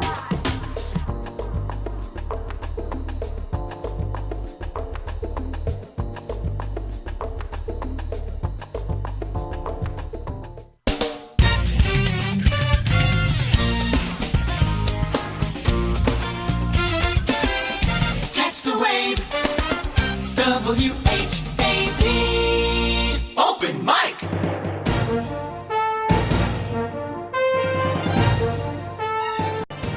From the Edwin B. Johnson Newsroom, WHAV presents the Open Mic Show with Tim Coco. Make your voice heard. Call 978-374-1900. That's 978-374-1900. Or email tcoco@whav.net. And welcome back to the Open Mic Show. This hour of Open Mic being brought to you by the Merrimack Valley Economic Development Council. And you know, the mayor just said something that I should know better, and I take for granted. It's always on the TV screen. But if you're a radio listener, you need to be reminded. The number to call, 978-374 1900. Mayor, we're going to go on the phones. Listener, you have a question for Mayor Fiorentini? You know, the mayor just said something that I should know better. And I You have to listen to your phone rather than your computer. Reminded, the number to call, 978-37... All right, we're going to give the listener a second for that audio to catch up to him. We can hear it in the background. You're on the air. All right, you've got to listen. I bet Chris runs into this. You've got to listen to your computer or television. Are you there, listener? All right, we're going to give the listener a second for that audio to catch up to him. All right, if that listener wants to call back, we'll do that. 978-374-1900. Our listener can call back. Disconnected like that. Oh, really? Oh, yeah. Was you listening to your radio and not recognizing the delay? Yeah. All right. Well, Mayor, I have a couple questions. Maybe that listener will call back. Sure. Are you a candidate for mayor of Haverhill this year? Well, we'll see. We'll see. All right, let's get that mic a little closer. Is there anything that would keep you from running? I'll make a decision and an announcement in June. That's my timetable. It's your birthday tomorrow. It is. Jennifer Lawrence Day. And actually, you got to do any formal proclamation for tomorrow? What I'm doing, tomorrow's April 14th, my birthday, and I'm doing a thing at City Hall at 4 o'clock. Anybody whose birthday is April 14th, come on by. We'll give you a piece of birthday cake. We'll celebrate the great things that happened on April 14th. Titanic struck an iceberg. Lincoln shot. Day before tax day when you've got to stay up and do your taxes. So all the great things that happened. And my birthday. And your birthday. Happy birthday, man. Unfortunately, no one called in your birthday last month when we were doing April birthdays. But we are taking May birthdays. Do you want to wish a happy birthday or a wedding anniversary to anyone I for want to May? wish a happy birthday to my mother, 92 years young, April 16th, this Thursday. Oh, so your mother. Okay, Absolutely. this Thursday. Yeah. All right. That's not a May birthday. Is this the same caller? All right. You're on the open mic with Haverhill Mayor James Fiorentini. Yes, Mayor. Hi, how are you? My name is Jerry. I worked for DEP for 51 years, and I applaud you for what you did with that landfill, or what you're going to be doing with it. With the solar. Well, it was the only thing that really made economic sense, Jerry. How are things in Methuen?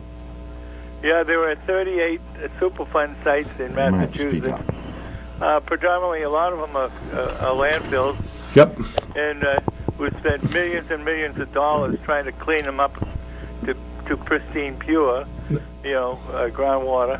And I think that your idea of capping it and proceeding to, use that space to generate revenues, more or less. It'll generate I over think it's a great idea. Well, thank you very much. Plan. Over the course of the lease, we estimate it'll generate around $7.5 million for the taxpayers of Haverhill, and that's over 20 years, that's really not a whole lot of money, but it's. It certainly is. Remember what Senator Dirksen said back in the '60s? $1 million here, $1 million there. Pretty soon, you're talking about real money. Yeah. The other thing also, Mayor, is that you can use those revenues to do the other capping on the other side. That's our plan, Jerry. Yeah, that's good. The other thing is that it's going to be an engineering feat to try to put access to the river from Woolworths. I don't know how you're going to do it. In fact, I thought that maybe you might be able to get some kind of a unwritten variance and use the same principle that they do with wetlands, where you would. Believe me, this is down the street or something. No, this is a real big deal. We're working on this all the time. How do we're going to build a boardwalk, thanks to the money that Representative Dempsey got us, and the boardwalk is going to go from the Bancelea Bridge down to the existing boardwalk, further if I have my way and we get a little bit of extra money. But then the real question is, once you get the boardwalk, how do you get on the damn thing? Yeah, how do you get from the boardwalk to the water, right? Oh, that's another whole story. But how do you get on the boardwalk? So the Corps of Engineers is kind of tough, but has your attorney really talked to them? Because I think in the past there have been variances granted. Oh, the people are working on this all the time. For Absolutely. example, as I said, the principle with wetlands mitigation, where you would provide access to the river at another spot, like down the street where that restaurant used to be, you know? Well, that's a great idea, Jerry. As opposed to... you and I should yeah. meet sometime and have coffee. We're working on this, and we have an issue right now that we have to work out with some of the abutting landowners. We want the boardwalk to hook up to their building. We want people to be able to walk through the buildings and then get onto the boardwalk. A boardwalk doesn't do us any good whatsoever if nobody can get onto the darn thing. So I see what you mean. I was down Friday at 4. You can't take it by 97, right? Eminent domain, you mean? 97 is, for the good and welfare of this community. Eminent domain. We have eminent done it. Domain, yeah, we actually did do that. We've done a couple of eminent domain takings down there. But and sometimes it costs a lot of money. Land courts are known for giving big judgments. we're nervous about it. The other thing I'd like to call your attention to, though, is because I knew Mr. Ritchie years and years ago, and in fact, I might have signed the plans for the old landfill, the Covanta. I might have signed that letter. I think I did.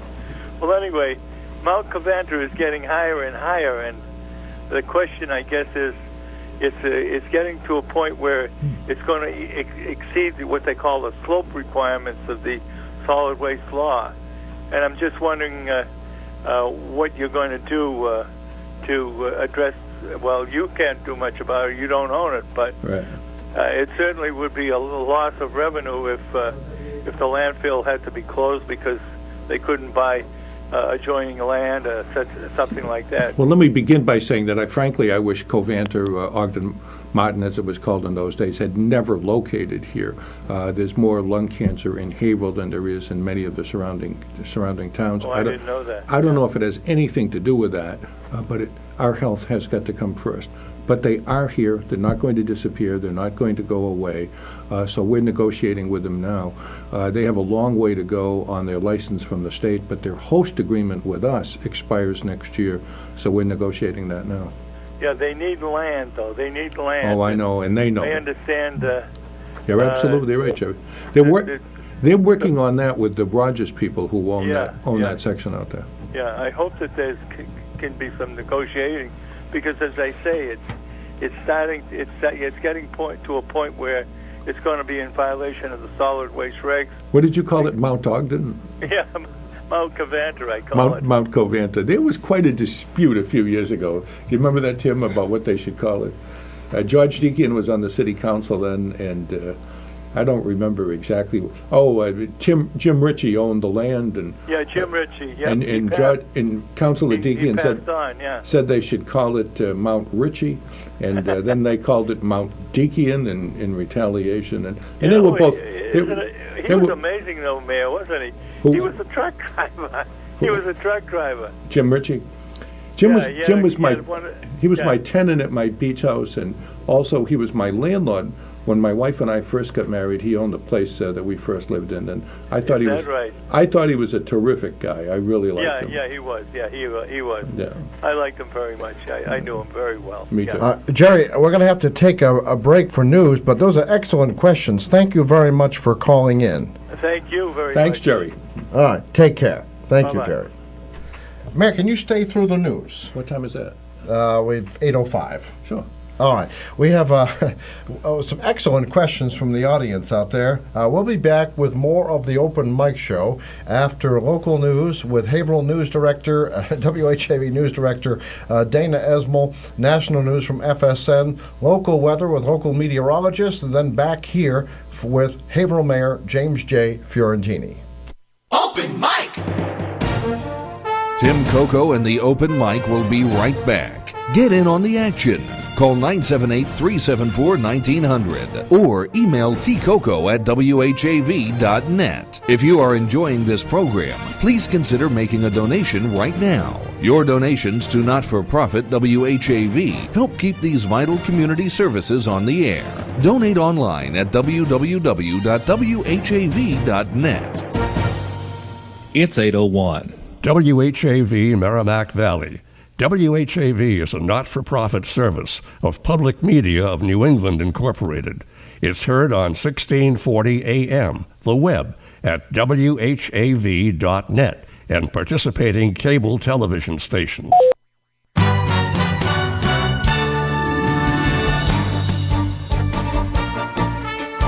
Here's what's happening in local news. The Haverhill City Council expected to vote Tuesday on agenda items including approvals for this year's scheduled Kids Arts Fest and the appointment of a new Haverhill representative on the Whittier Vocational Technical High School Committee. The Greater Haverhill Chamber of Commerce Downtown Haverhill Committee, organizers of the annual event formerly known as Kids Fest, seeks council approval to hold the Saturday, May 2nd event within the Riverfront Cultural District in the downtown. It requests street closures from 10 a.m. to 5 p.m. on Merrimack Street between House Street and Washington Square, Washington Street to Moulton Way, Essex Street to Granite Street, and Emerson Street to Bailey Boulevard. Organizers also seek council permission to place promotional signs at intersections throughout the city and a waiver from city vendor fees. A rain date would be set for Saturday, May 9. This year's Kids Arts Fest will make its return to the downtown after it was moved last year by then chamber leaders to Kimball Farm on East Broadway. The move was criticized over the lack of secured shuttle transportation for inner-city children and their families. Also on Tuesday's agenda, councilors are asked to vote on a non-confirming appointment of Haverhill School Committee President Scott Wood to represent Haverhill on the Whittier Regional Technical High School Committee. The request comes after the Haverhill School Committee appointed Wood to complete the term of committeeman Sean Toohey on the Whittier Board. The term will expire March 31st, 2017. The Haverhill City Council meets at 7 p.m. Tuesday in council chambers at Haverhill City Hall.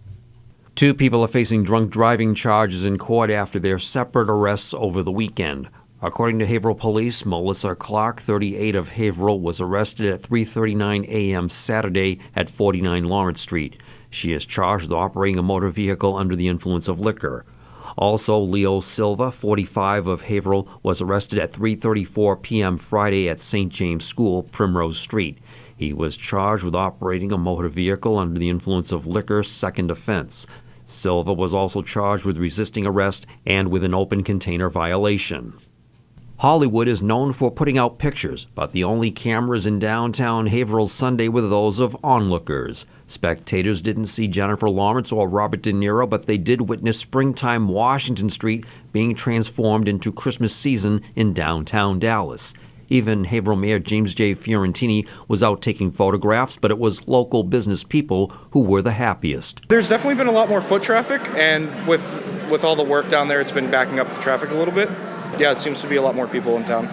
That was David Miller, kitchen and assistant general manager at Barking Dog Ale House, 77 Washington Street. While Joy is reportedly set in the 1980s and 1990s, director David O. Russell is transforming Haverhill into a place set much earlier in time. A craftsman hired by the studio was busy at work Sunday creating Charlie's Hardware at 67 Washington Street. Charlie's, it seems, opened for business in 1957. Elsewhere on the street, signs have been erected for Buddy's Place Barbecue Restaurant, a liquor store, and a glass and mirror shop. WHAV was the first to report portions of the movie Joy would be shot in Haverhill. Traffic along Washington Street will be disrupted Tuesday. For more details, visit WHAV.net.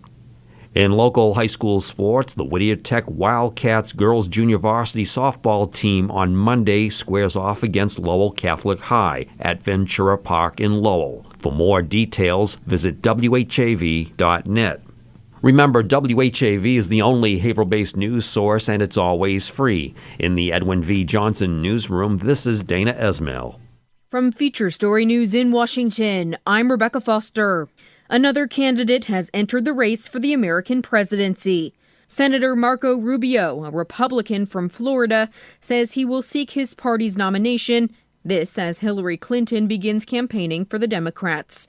From Washington, Simon Marks reports. Marco Rubio told supporters he's uniquely qualified to talk about the future and serve as the Republican Party's standard-bearer in 2016. He joins a field that is rapidly becoming crowded with other Republicans vying for the nomination, but he hopes his Latino roots will help win over voters who don't traditionally support the party. Meanwhile, Hillary Clinton is off in her van, driving to Iowa for her first meeting with voters since throwing her hat into the ring. Simon Marks, Washington. Russian President Vladimir Putin has paved the way for overdue missile system deliveries to Iran. The move comes after world powers reached an interim deal with Iran on curbing its nuclear program. Julia Lyubova has more from Moscow. Moscow says it has lifted a ban on supplying Iran with a sophisticated air defense missile system. Delivery of the S-300s was cancelled in 2010 after the UN imposed sanctions on Tehran over its nuclear program. But on Monday, Russia's President Vladimir Putin gave the go-ahead after Iran struck an interim deal with world powers to curb nuclear activities in exchange for sanctions relief. The contract to deliver the system was heavily criticized by Israel and the US, who feared it could be used to protect Iranian nuclear sites. The Russian Defense Ministry said it was ready to supply the S-300 equipment promptly, according to local media reports. Julia Lyubova, Moscow. Yemen's president, writing in the New York Times newspaper, has called for international support to fight insurgents in his country. Abdu Rabu Mansour Hadi fled the country last month after weeks of fighting. Here's Nick Harper from New York. President Hadi's op-ed article in the New York Times is a direct plea to the international community. He says to ensure military might on the battlefield. Hadi writes that the Houthis, the fighters who have taken over the capital Sana'a, must be stopped, warning if not, with Iran's backing, they're destined to become the next Hezbollah. And he says conflict is likely to spread beyond Yemen's borders through the Middle East. Meanwhile, the United Nations Secretary-General Ban Ki-moon wants negotiations to restart as a way to resolve the violence, saying talks are the best chance to prevent a long, drawn-out conflict. The U.S. says it will file an official complaint over the intercept of an American reconnaissance plane by a Russian fighter jet, calling it unsafe and unprofessional. A Pentagon spokesman said the incident took place last week over the Baltic Sea. From bureaus worldwide, this is FSN. Wave weather. I'm WHAV meteorologist Gary Best with wave weather for the Merrimack Valley. Increasing clouds during the night with a chance of showers overnight. Low temperatures upper 40, showers during Tuesday morning. Then it should become partly sunny into the 60s during the afternoon. A few clouds Tuesday night, upper 30s to near 40. And Wednesday, mostly sunny skies. Temperatures right around 60. Mostly sunny, 55 to 60 on Thursday. This is Gary Best. Your next wave weather in 30 minutes. The Edwin V. Johnson Newsroom turns out local programs every day and night. Tune in for local news, Community Spotlight, and the Open Mic Show. Only local radio can bring you local news, but only WHAV does.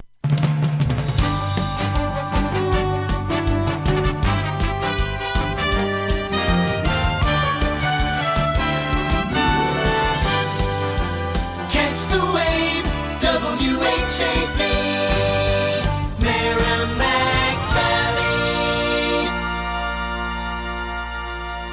Open mic.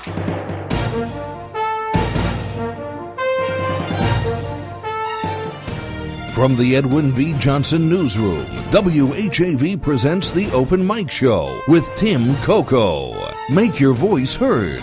Call 978-374-1900. That's 978-374-1900. Or email tcoco@whav.net. Welcome back to the Open Mic Show, a 50-year staple of democracy in the Merrimack Valley. This hour of Open Mic being brought to you by the Merrimack Valley Economic Development Council. Smart companies choose the Merrimack Valley. Mayor Fiorentini and I have been having kind of an interesting discussion during the news, hitting a couple of subjects, but I think both relate to democracy. One is the media in this difficult time, this age of the media, where it costs a lot of money to print a newspaper, and they're not getting a lot of money back. In terms of advertising with, in the old days, Mayor, you might remember this, in the old days, a local advertiser could put an ad on WHAV and one in the Haverhill Gazette and call it a day. Well, that was a long, long time ago. Back, I can't remember the people that owned. They owned the HAV and the Gazette. Jack Russ. Yeah, the Russes, they lived upstairs. Mrs. Russ, when Jack died, lived upstairs from my grandparents on Richmond Street. I didn't know that. Yep, they rented Mrs. Russ for many years. Oh, Muriel.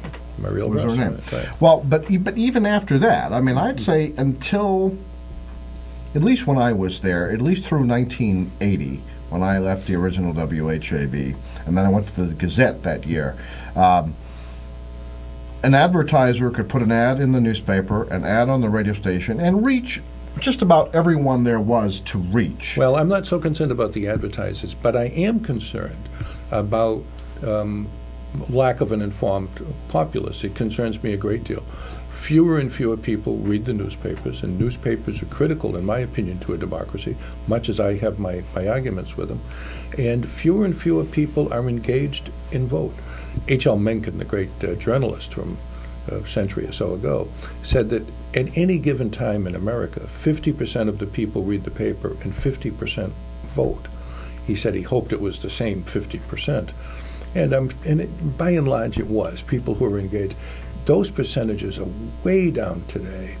When the first Catholic to run for the presidency ran in 1928, he got 99% of the eligible voters in the heavily Irish Catholic precincts. Today, there has not been an election since 1960 where over 50% of the eligible adults have voted. Half the Americans do not vote, even in the most contested presidential races, when there's just no excuse for it. And in municipal elections, we might run 15, 20, 30%, and you have a heavily contested race, you might get a 30% turnout. And that's one reason why I have felt it's very important.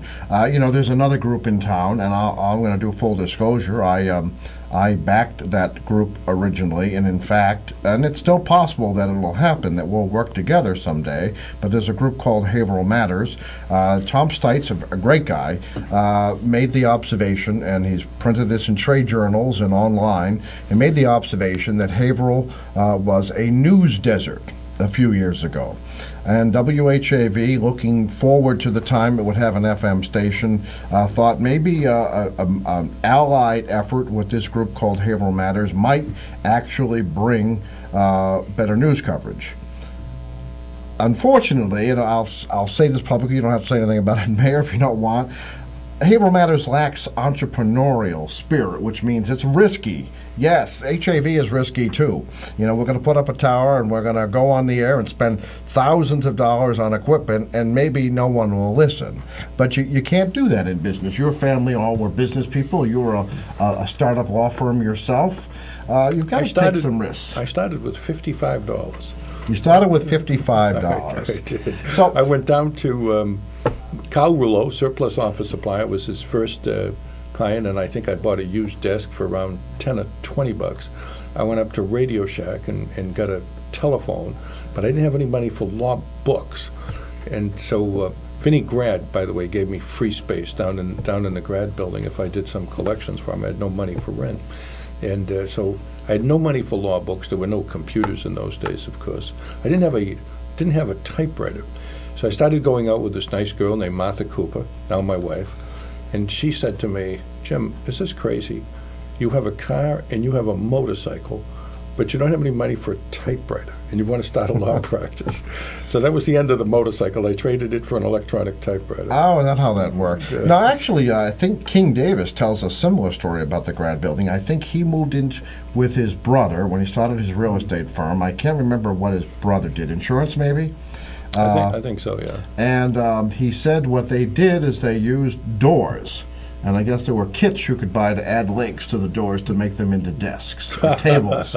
So almost as bad, but that's an entrepreneurial spirit. Well, there's loads of people like that. But let's get back to newspapers. It worries me a great deal that there's loads and loads of people now that just don't pay attention. And people paying attention is absolutely critical to a democracy. Couldn't agree more. Now, I have to say, if you'll indulge me here, you have a survey out there right now. I don't know where it stands. It's an anonymous survey of community opinions. I think you put this out, what's the date on this, last week? Yes. Now, Have you collected any results? Yes.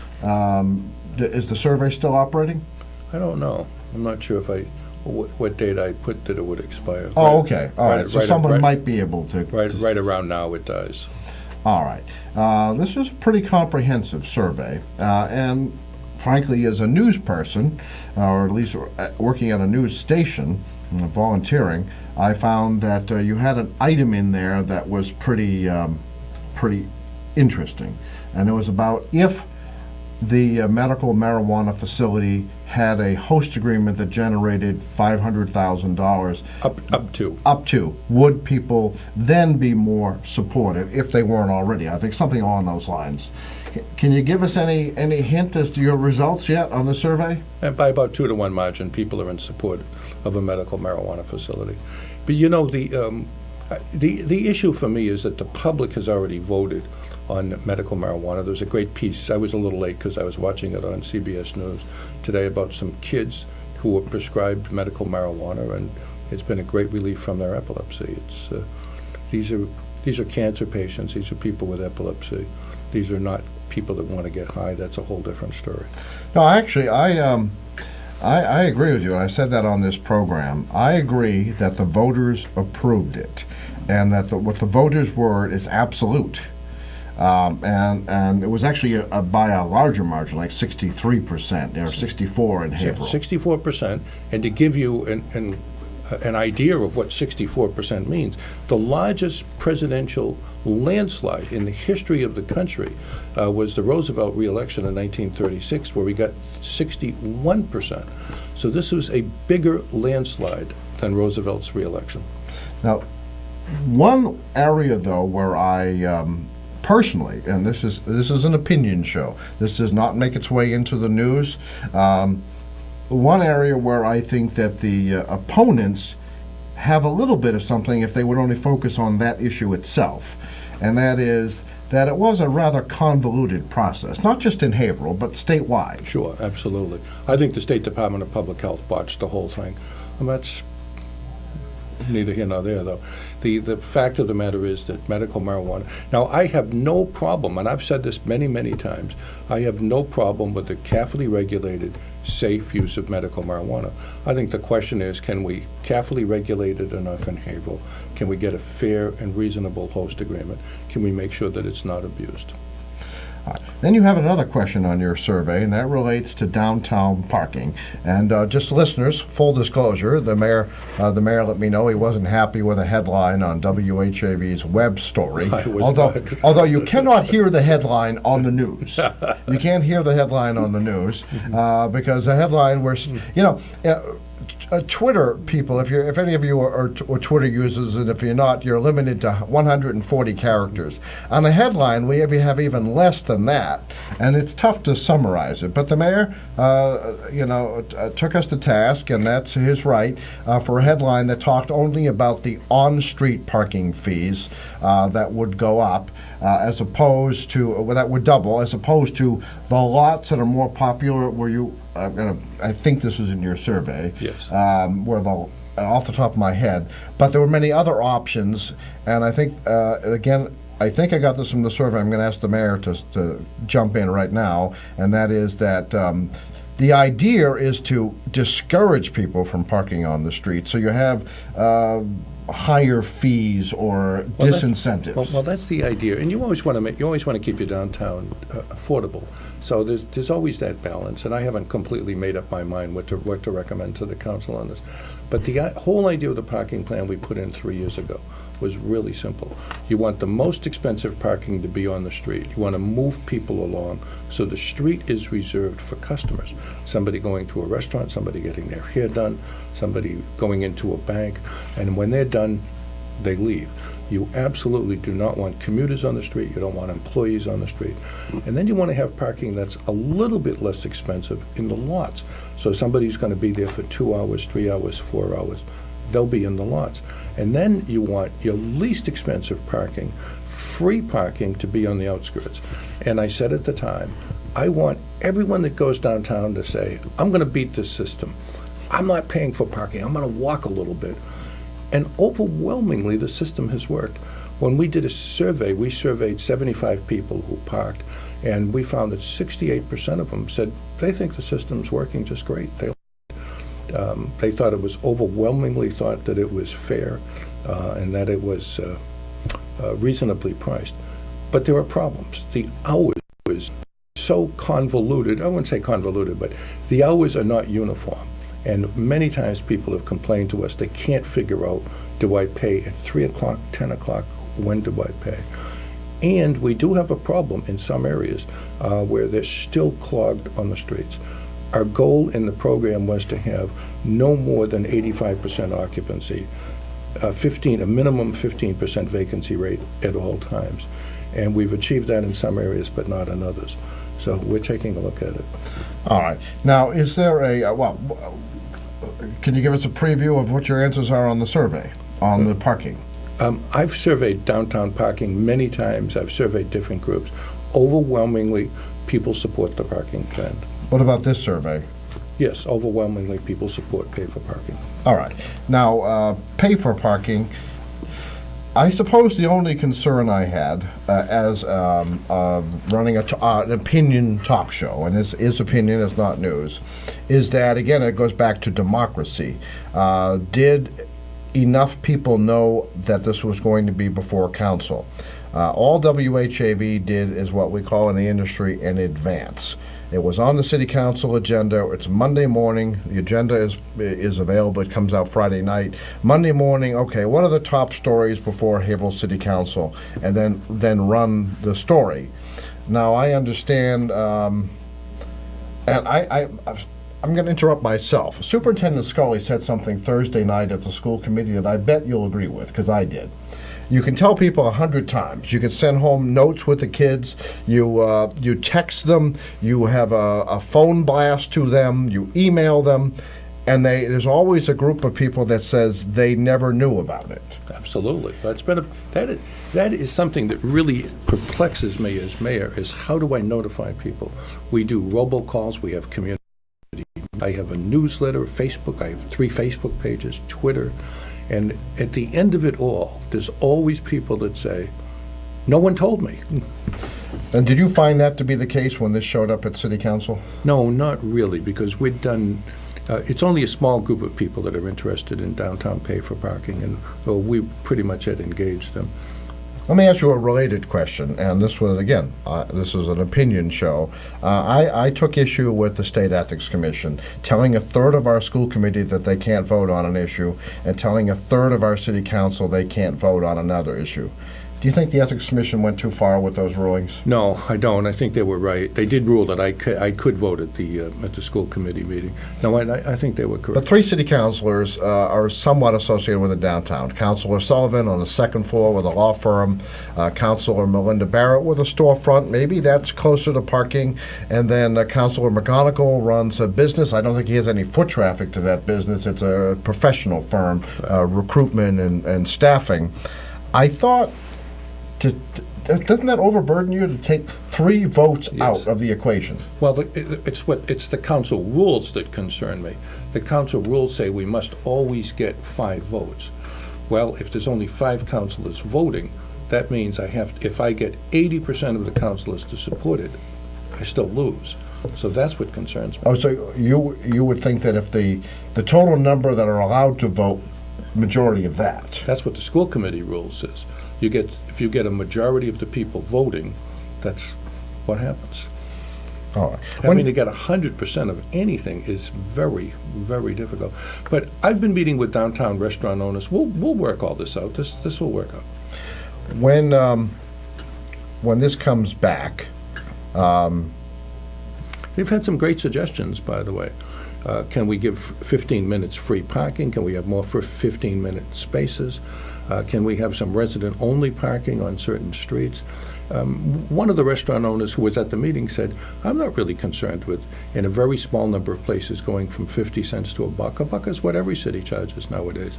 But I am concerned to make sure that my customers can always find a place. That's what they're concerned about. And you know what? They're right. There was a comment on WHAV's story from a gentleman, has no particular axe to grind that I'm aware of, said that he thought that the original parking plan, he supported it because it discouraged people from just parking in front of a business all day long and keeping others who are really actually shopping coming in and out from doing that. That's the whole idea. That was the whole idea. And by and large, it's worked. But it has to be frank about it, a stiff enough penalty for it to work.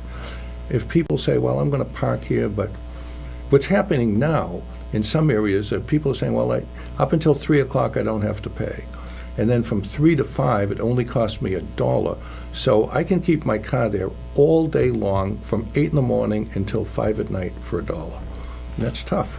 We have to figure out a way around that. And still not sure, well, unless you change your hours as part of the plan, I suppose. That is part of the yes. Oh, the part of the plan is much more than rates. We're also looking at pay by phone. Now, some of the rest, but these things cost money. It's like Apple Pay or something else? No, it's a vendor that we went with, same one that Boston went with. So that if you go in to have your hair done or you go to a restaurant, you've put in 2 hours, and having a great time, you stay. You don't have to rush out and put money in your meter. You can call up on your Apple or your Android, and you can add time to your pay. That makes sense. It's going to be that you go to a restaurant, the restaurant can validate your parking on your phone so that they'll take care of it for you. You're sitting down at Keon's or the Tap or Barking Dog or any of these other great restaurants, and you run over, they can call on their phone and add time for you. So there's a whole lot of things that we're looking to have some downtown valet parking. So there's a lot of things that really don't have anything to do with rates at all. All right. Let's tell Chris you're okay to cut that spot. We have just a couple minutes left, Mayor. Anything you want the citizens of Haverhill to know about the progress the city is making, or anything else on your mind? Well, we have a movie being filmed downtown. Unfortunately, we tried our best, but there is not going to be any public autograph session with Jennifer Lawrence, now that I know who Jennifer Lawrence is. But people are encouraged. Come on downtown. You'll sign autographs, though, won't you? All right, go on. Come on downtown. Park in the parking garage downtown, the new one next to the train station, or park on Merrimack Street. Make sure you observe our rules, of course, and stop into some of the local restaurants. The whole reason that we approve this, they give us a small amount of money, about $7,000 or $10,000, but it isn't the money that we allow these things for. It's because we want people downtown to check out. If you've never checked out some of the great restaurants downtown, check them out. We have the best restaurant zone north of the North End. 22 local restaurants. Try them out. Very good, Mayor. Thank you very much for coming on the program. Again, you are welcome anytime. Thank you and I'm very much. also going to say, don't suffer in silence. If there's something, 100,000 people, I can't say that every one of these comments was always happy, but 100,000 people looked at WHAV on Facebook. And it's amazing. So if you have a concern at any time, you can talk to me, you can talk to our news director, Dana Esmel. Chris isn't here all the time, but you can talk to Chris. Well, I wasn't concerned, but I didn't agree with the headline that said parking rates to double. They're going in the lots from, if it goes through, we may compromise on this, from 50 cents to 75 cents. So I kind of joked with you about it, Tim. I said, well, if you think 50 cents to 75 cents is doubling, I sure hope you didn't go to the Haverhill Public Schools. Well, no. And I just wanted the readers on Facebook to know that, well, why not? We kind of like to take credit for being first with the news. And I had some really tough bosses in the old days. You knew who they were. People like Barney Gallagher and some of the old timers there. Jim Simmons. Jim Simmons went to, it's funny, real quick, I kind of chide the city council on this, and I'm going to ask you to join me in chiding them. They used to have a photo of Zax Bloomfield. No one in the world knows who Zax Bloomfield is. Do you know who he is? I can't remember right now, but I've heard of Zax Bloomfield. He was City Hall reporter for the Haverhill Gazette for many, many, many years, so much so that when he passed away, Haverhill City Council hung his portrait in their council office, probably in the old City Hall first, but it came to the new City Hall, Haverhill High School, later. And at some time in the last 20 years, people didn't know who he was, and they took his picture down and put it in a closet. Oh. But Jim Simmons worked at WHAV. Matter of fact, he was program director in the 1950s. And when Zach passed away, he put his resume or whatever application over at the Haverhill Gazette, and he replaced Zach Spoonfield. And so he was one of the great newsmen. He's still with us, and he's one of my inspirations. I actually worked for him at the Daily News of Newburyport. Worked for people like Barney at the Gazette. So I have a very strong sense about news, but I also have a strong sense about public service. So at any time, you or anyone else, please let me know. Thank you. And listeners, please join us again next week. Since the mayor won't be on next week, well, he can come back if he wants, maybe the wiring issue at Haverhill Community Television will be solved. All right, we'll be back then. Thanks Thank a you lot. very much. Thank you. Open mic.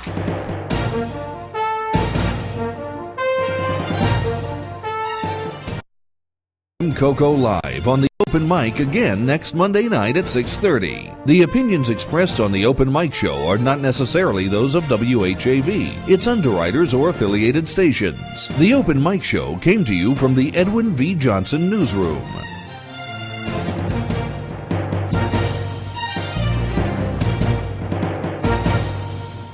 It's 8:32. This is listener-supported community radio, WHAV. WHAV is the Merrimack Valley's Pacifica affiliate.